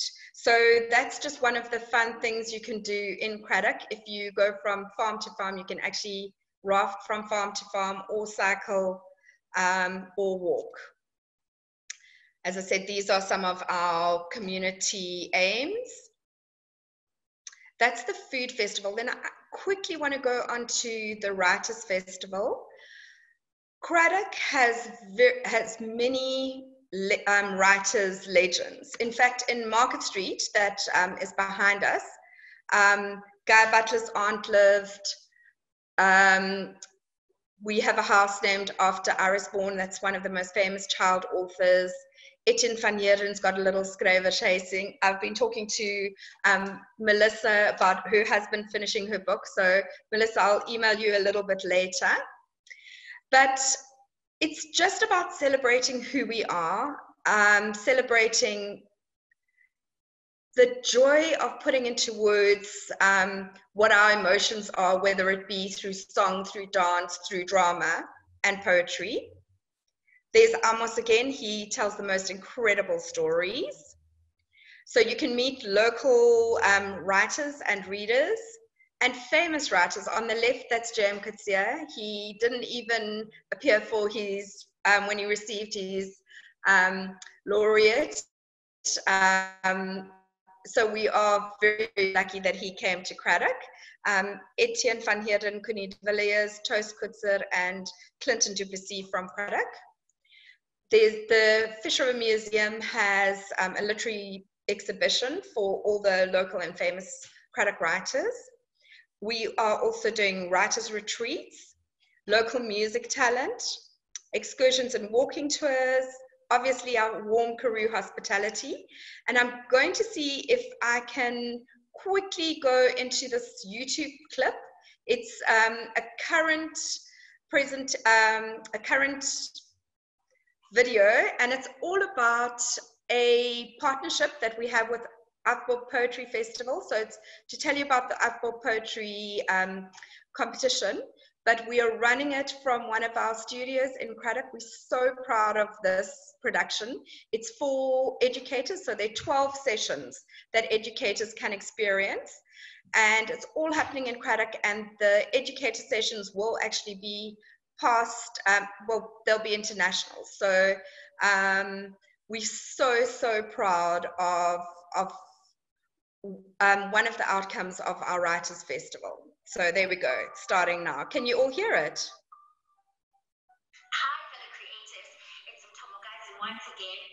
We can hear it, but there's nothing displaying on the screen. I think it's opened up in a different area. If you maybe want to pause the video and share it in another, or share the other program. Oh yeah, okay. Okay. Freedom. What is that? I ask. All right. It is more like freedom. Constricted by the system, I and left to lose as if preyed upon by vultures. this freedom that you and I speak so much is nothing more than a seven-letter word which yells destruction to my own survival. So pay attention. Before I self-destruct, I am sharing. Hi, everybody. Sorry about that. I'll definitely send you the link because I think it's absolutely amazing. It's playing in the background.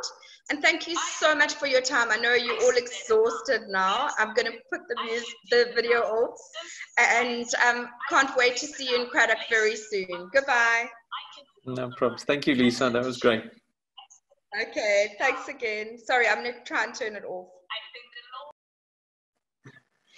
Danae, are you here?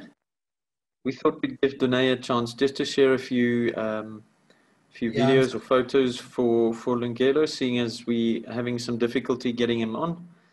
Yeah. Again, his product is in the brochure, and his contact details are in there, so you can get in touch with Lungelo after Danae has showed us a few things for Lungelo. That's on behalf of LinkedIn Tours. Over to you. Yeah, okay. I think I'm better prepared this time, although my dogs are still barking. Excuse me for that. Okay, so I quickly touched on Route 67.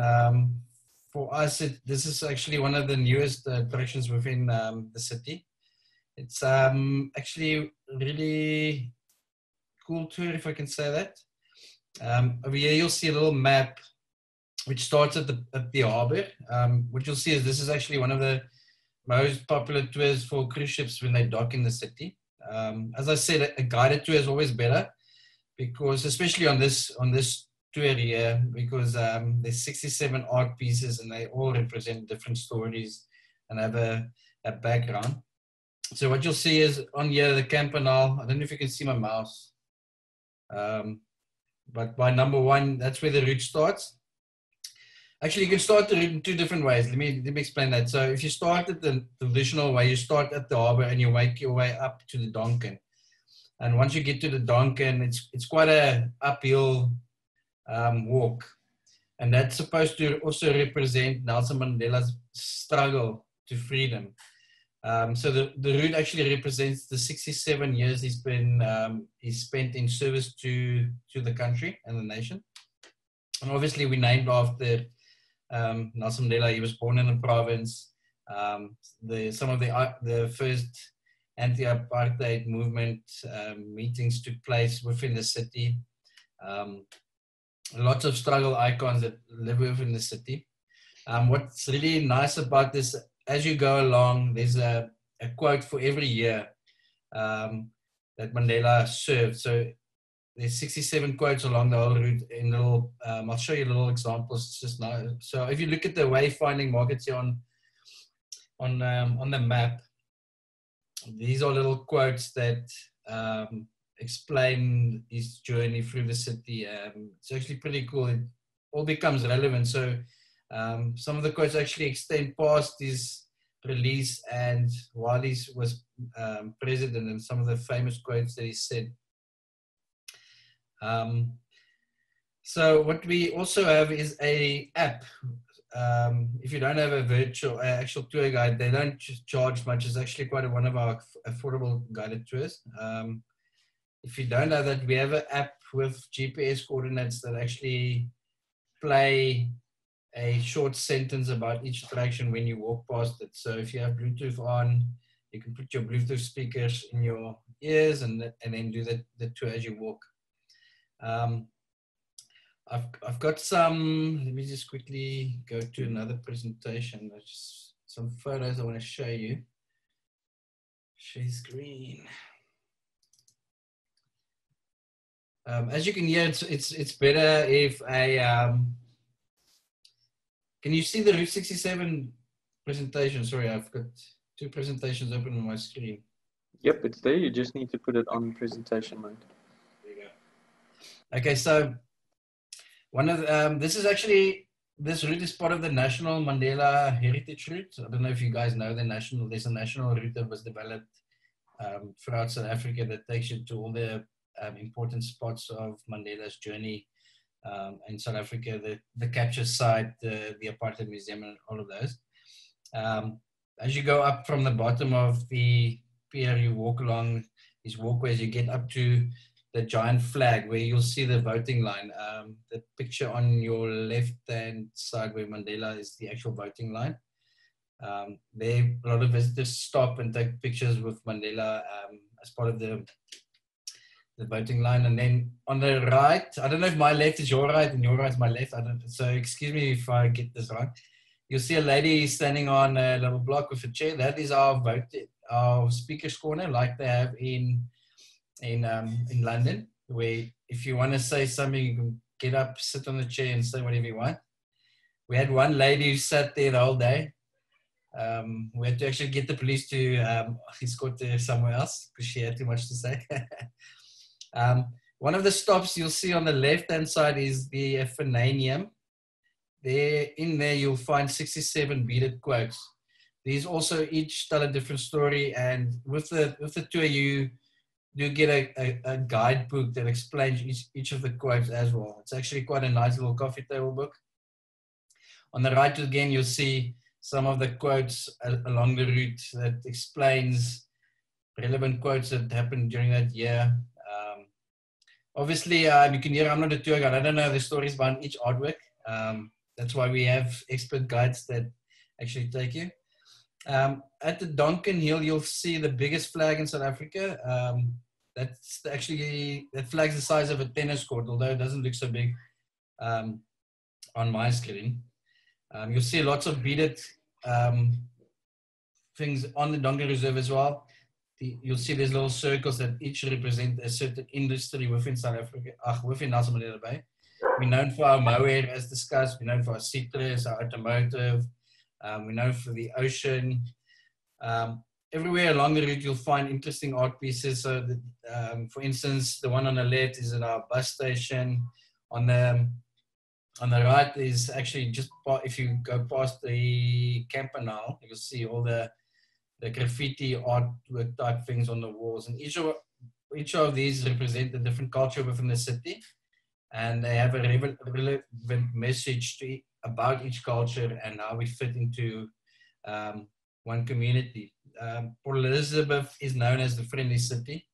And I think that is because we are such a mixed diversity of cultures within the city, and we get along pretty well. So there you'll see a little view from the top of the lighthouse. You can actually climb up the lighthouse as well. It's one of the key landmarks in the city. You'll see a little pyramid on the left as well. That is a pyramid built for Sir Ruthven Donkin's wife. Her name was Sir Elizabeth Donkin. Elizabeth Donkin was the wife of the first governor, which was Sir Ruthven Donkin. So Port Elizabeth was named after her. A lot of people think it was named after Queen Elizabeth, which is not actually a correct fact. She passed away while she was in India, and while he was based here. So there's a rumor that he placed her heart inside of the pyramid. I'm not sure exactly if that's true, and I don't think we want to open it up to see. But one of those urban myths. We'll just see some of the other artworks and the route leading up to the Donkin Lighthouse. Example of the mosaic artwork, some of the waymarkers. So you'll see the little route that follows up there was got these little crosses everywhere that represent boats. When it was launched, we actually had school kids from all over the province actually queue all the way down to the bottom of the thing. It was a pretty amazing sight. Some more wayfinders. On the right, you'll see one of the art pieces. That's one of the interactive one. Apparently, when the wind blows, it makes a sound that goes through the pipes. Some of the other interactive ones you'll also see. I'll show you one now. We've got some nice taxis along the route. I don't have a picture of that one now, but some of them you actually, when you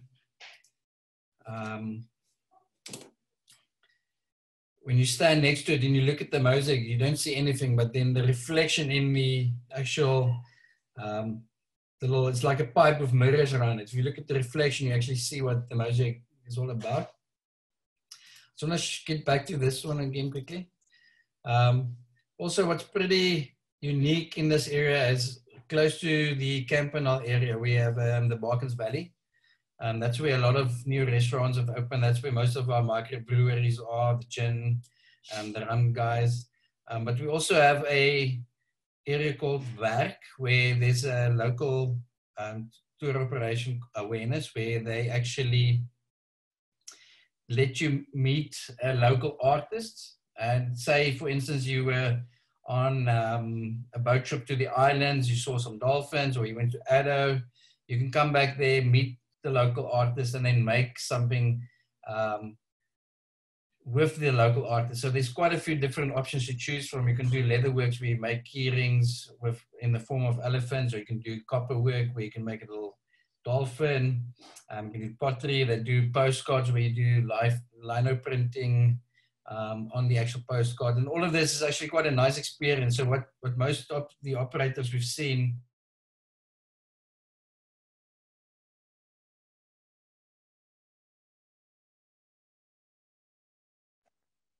I think we've lost Danae.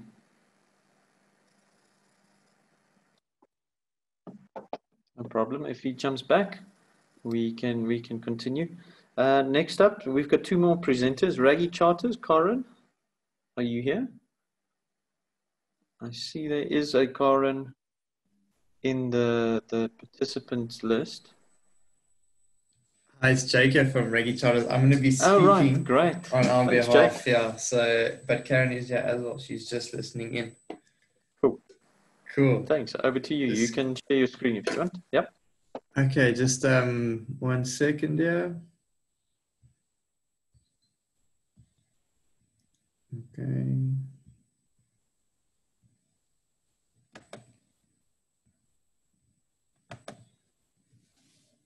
Okay, it's just going to load. Firstly, it's been great to hear all these experiences and see what you guys have on offer and see some familiar faces. Danae already covered some of the stuff I'm going to chat about today, but just to let me try to do this. Okay, can you guys all see my screen? A couple pictures flashing past. All good. Cool. Okay, so firstly, Reggae Charters itself, a lot of you guys will know who we are, some not. We've been running marine tours in Algoa Bay for over 23 years now. And prior to Reggae Charters itself, the owner Lloyd Edwards started the Baywatch project. We do half-day tours, full-day tours, some short evening beachfront cruises as well. Our most popular tour is a half-day tour out to St. Croix Island. If you can see my cursor, the map on the top of the screen shows St. Croix Island. So we do a half-day out to the island, which is home to the largest colony of African penguins in the world, looking for your whales, dolphins, whatever else we can find on the way there and the way back. For details on the trips and that we do offer, please visit our website or Facebook page. We try to keep our Facebook page up to date, current, also educational and as informative as possible. Just another picture of Algoa Bay. We consider ourselves to be extremely lucky, and I'm sure everybody, or I speak for everyone that lives in Port Elizabeth, that we value the bay so much, and it's truly unique and it's really special. We have a new tour offering that I'll tell you guys about in a minute that's actually trying to show people just exactly how much is to offer or on offer in Algoa Bay. So this new tour is going to cover the whole bay for a full day. It'll be for those people that really are, the tough bunch that want to spend a full day at sea. Otherwise, we do have the shorter options. This is a picture taken at St. Croix Island, the half-day trip that we do.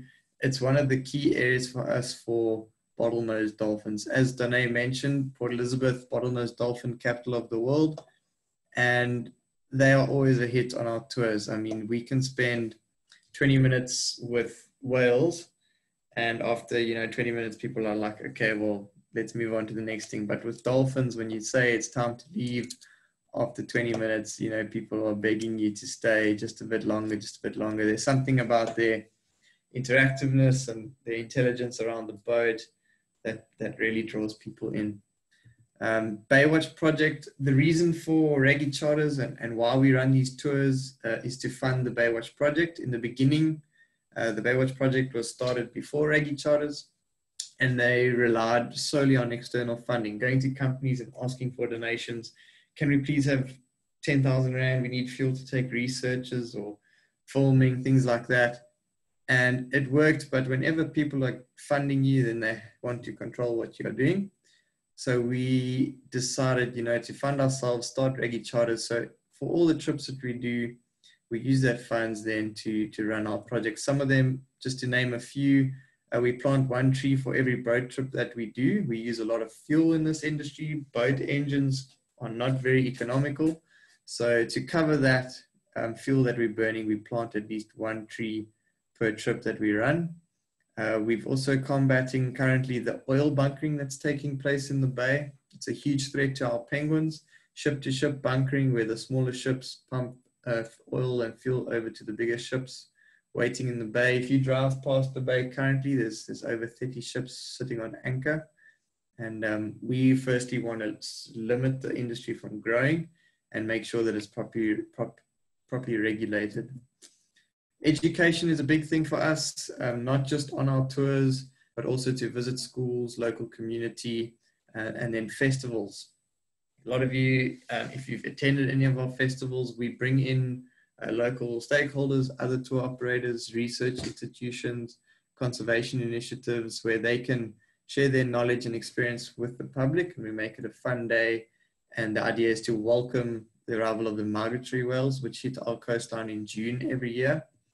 And then another project that we full on busy with at the moment is our live shark project.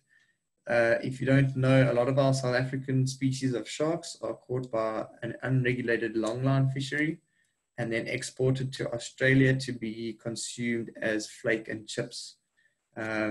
Australia protect their own sharks. There's no shark fishing whatsoever in Australia, but they are happy to purchase ours at a cheap price and sell it at flake and chips.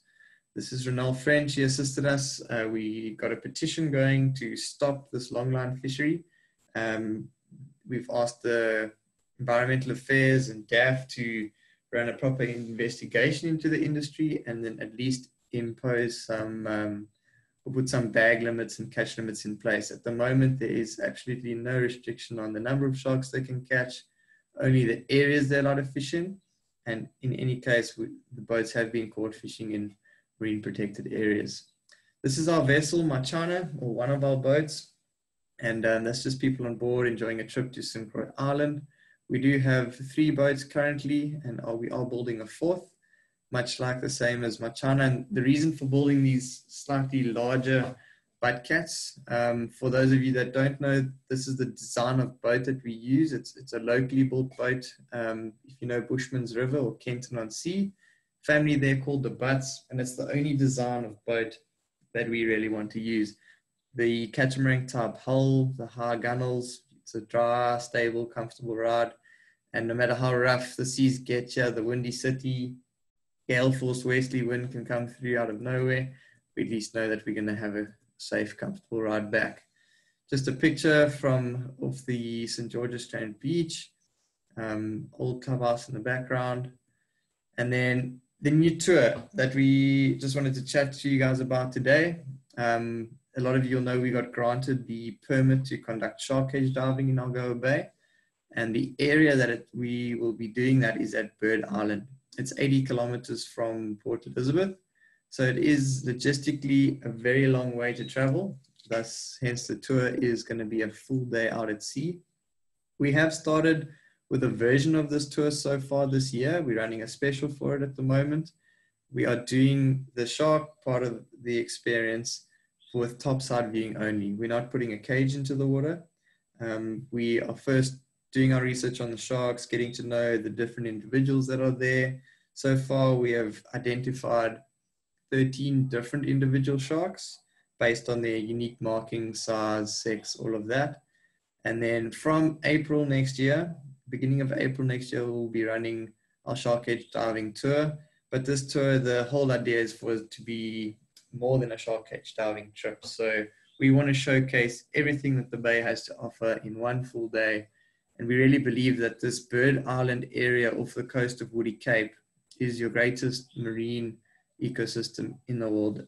It's very difficult to say or identify anywhere else where you have that amount of diversity of marine life and possibility of sighting them all in one day with such beautiful scenic surroundings. I'm going to run you just through briefly a couple of things you can bump into on this tour. So we first head off Cape Recife, where you see humpback whales. They arrive in June, July. We'll then go on to Sardine Run from April, May, June, July. We still get Sardine Run in the Bay. But then common dolphins, they're the ones pushing the anchovies or sardines across the Bay. Get them. Bird Island itself is something to look at. You've got the largest colony of Cape gannets in the world, 250,000 Cape gannets on this island, and a breeding colony of penguins, the second largest compared to the one on St. Croix Island, which we actually go to later on in the tour. Seal colony, 6,000 Cape fur seals, now known as South African fur seals, on Black Rocks.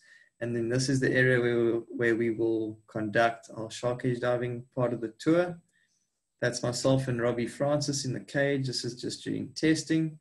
And then this is topside viewing that we are currently doing. Our last trip was a few days ago, where we had 6 different individuals coming around the boat. Clear days like this is amazing for us to identify the individuals from markings, scratches, patches on their skin, their unique coloration. So we're learning a lot about the sharks at the moment. From there, we have a lunch just offshore from Bird Island in the channel, watching the gannets flying home. We have a packed lunch on board, and then we go into this area, the Alexandria Dune Fields or Woody Cape. Absolutely beautiful backdrops, and if you're lucky enough to get a pot of dolphins in the shore break, often get a lot of playful behavior. And then stopping at St. Croix Island on the way back. Also a key area, Lover's Lane, as Donna mentioned, this area on the western side of St. Croix Island. Huge pods of bottlenose dolphins gather there to socialize, mate. They feel safe in this area, and 90% of our trips we find them in this spot. So something really special for us. And of course, the African penguins on St. Croix Island. So putting this all together into one trip, one full day, we just asked that people give us 3 weather days in which to book. 1 out of those 3 is going to be good enough for us to get them out to the island. It's a tour that not many people have done. Bird Island is a place that few people have ever been. I think in the 22 years Lloyd's been running trips out to Bird Island, it's less than probably 150 people that have ever been there. So it's something exclusive, it's something remote, it's out of the way. It's a place any wildlife enthusiast would want to visit, and we really look forward to getting there more. It's our favorite section of the coastline, and it's going to be great learning about the sharks, doing this tour, a different take on shark cage diving, a more educational approach, and not hearing the sharks, absolutely showing everything that the Bay has to offer. So that's just all I'd like to share with you guys today. Please visit our Facebook page. If any of you would like to come and join us for a boat trip, contact my mom Karen at our Reggae Charters email. It's all available on our website. And come see it for yourself, see it firsthand. It's much easier for you to then, tell people about us. If you've been on our boat, you've met us, seen us guiding, doing the trip. And then, thank you so much for the opportunity, guys. I'm looking forward to hearing the presentation. Otherwise, thank you so much. Cheers. Thank you very much, Jack. Our last presentation for today is from Kelly, and that's Sunday's River Adventures. Hi there. Here we go. Thanks, Kelly. Good afternoon, everyone. So I see we saved the best for last. Just going to share my screen here. There we go. Can everyone see there? Perfect. Okay, so we are from Sunday's River Adventures. We are based in Colchester, which is a 40-kilometer drive outside of Port Elizabeth, and as where Jake was saying, along the Alexandria coastline there. So what we have on offer is we do safaris into Addo Elephant National Park. We have sandboarding, river cruises, canoe trail, canoe hire, restaurant, and then we also have a variety of accommodations. So to start off with our safaris in the Addo Elephant National Park, We offer half-day tours and full-day tours, which are 4 hours and 9 hours. We have our safari vehicle, which is an open vehicle that can seat up to 10 guests at a time. And then we have our safari bus, which is a 21-seater, and we can seat up to 18 guests with a tour guide and our driver. The tour includes the qualified guide, and that includes snacks, drinks, and a lunch, as well as the entrance fee into the Cradock Elephant National Park. Along the way, our guides will help the guests search for the Big Five, and it's quite an amazing experience for South Africa to see it at its best. Next up is our sandboarding activity. We have stand-up boards like snowboards. It's perfect for beginners or advanced. Doesn't really matter if you haven't sandboarded before. Our guides will teach you exactly what to do. We also have our flat boards for those people who aren't as keen on doing the stand-up boards. That is also brilliant for children to enjoy sliding down the sand dunes on their stomachs or even sitting down. And then of course we do have our falls, but our guides will make sure that you fall in the right way, and then you should get it after your second or third try. We offer 2 or 3 hour tours with our sandboarding. It includes a short boat trip across the Sundays River to the sand dunes, and then with lessons and the use of equipment. It is perfect for all ages. We cater from groups of 1 to 100, so no matter what size group, we can cater for them and they can have a great time. Next up is our river cruises. We do 1.5 or 2.5 hour tours. We have 2 boats which can cater from 15 on one boat, and then on the other boat it caters up to 30 people. We do provide snack platters and drinks aboard the boat, or guests are also welcome to bring their own snacks and drinks along. During the river cruise, we stop off at our sand dunes, and then the guests have a chance to walk up the sand dunes and see the beautiful sights of the bay and the ocean, and even some of the whales like we saw the other day. There's our top left is our Nina boat, which can seat up to 30 guests, and down the bottom there's our Sundays boat, which can seat up to 15 guests at a time. And just some of the beautiful views of the sunsets and all of that of the river. Following up to that is our Nukukama canoe trail. So what happens is our guests start off from our jetty. Our guide gives the guests a briefing on how to canoe and what not to do and what to do. And then they head off towards our cabin, which is a 13-kilometer canoe up the river. Then they stop off at the accommodation, spend the night. There's a lovely deck overlooking the river with a nice bra, and then we can sleep up to from 1 up to 20 guests at a time at the cabin there. Just some photos of the accommodation there. So it's very nicely secluded. It's a nice getaway for a group of, like I say, from 6 to 20 people. And the bird life along the river there is stunning. You just canoe and you enjoy the bird life while canoeing. Next up is our canoe hire. So you can hire a canoe from us instead of doing the trail. We've got the 4-hour tour, which most guests enjoy, just to canoe across the river to the sand dunes, spend some time, then head back. Or we also offer a guided canoe tour where our guide will join the guests if they're not too experienced on the canoes. He'll help the guests and then also tell them about the area and the history and all of that.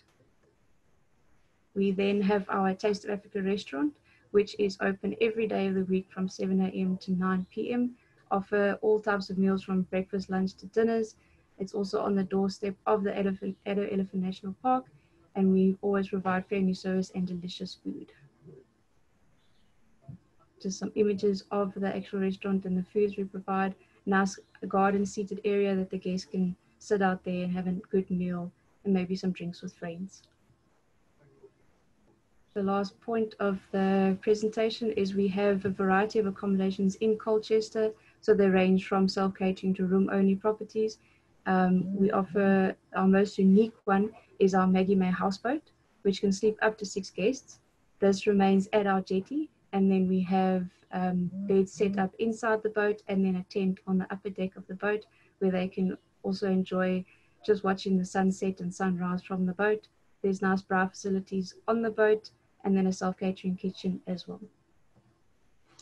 Just to finish off here, we've got our Addo Adventure House. So it's one of our bigger properties, which can sleep up to 10 guests at a time. Very nice for family and friends just to spend the day. And then we obviously also offer the activities during their stay so they can have a nice sleep, and then join us for some sandboarding and a river cruise. So yeah, we look forward to seeing you guys soon. We do offer STO rates and all of that. So please get in contact with us. There is our website details and all of that down the bottom there. So I look forward to hearing from you guys. Thank you so much. Awesome. Thank you very much, Kelly. That was great. Guys, that brings us to the end of our presentations and all the suppliers.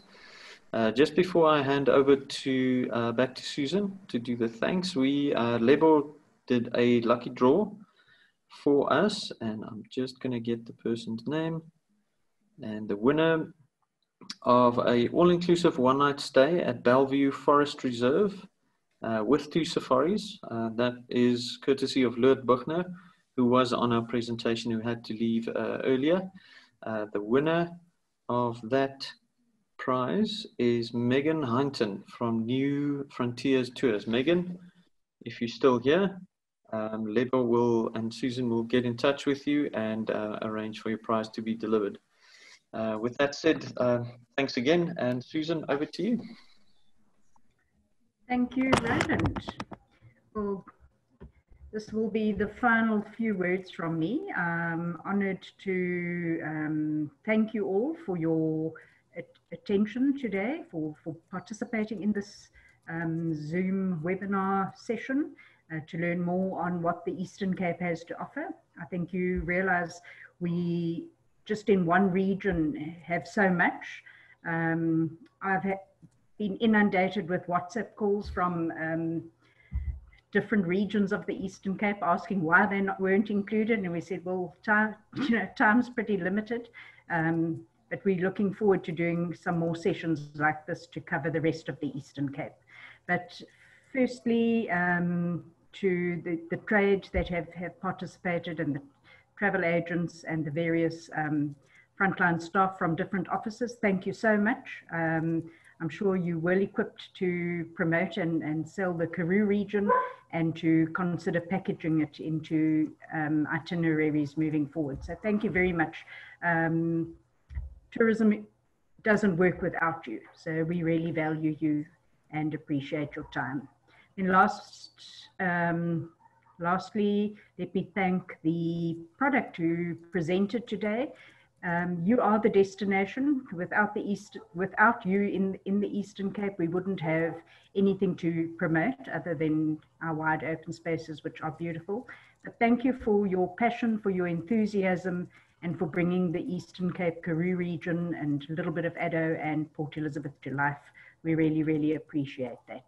And then, of course, this wouldn't have been possible if we didn't have this partnership with SATSA. So to Lebo, who worked like crazy behind the scenes to get everything together, organizing the program, to Roland and Natalia, the full team for setting this up and managing the platform so well. Thank you so much. Please extend our thanks to David Frost for the opportunity, and also a thank you to Hanali, who's currently on leave. We sincerely appreciate everything you do to keep tourism in South Africa alive. So over and out, go and enjoy a lovely sundowner, and remember the Eastern Cape, and we hope to see you all again soon. Thanks a million. Thank you, everybody. See you next time.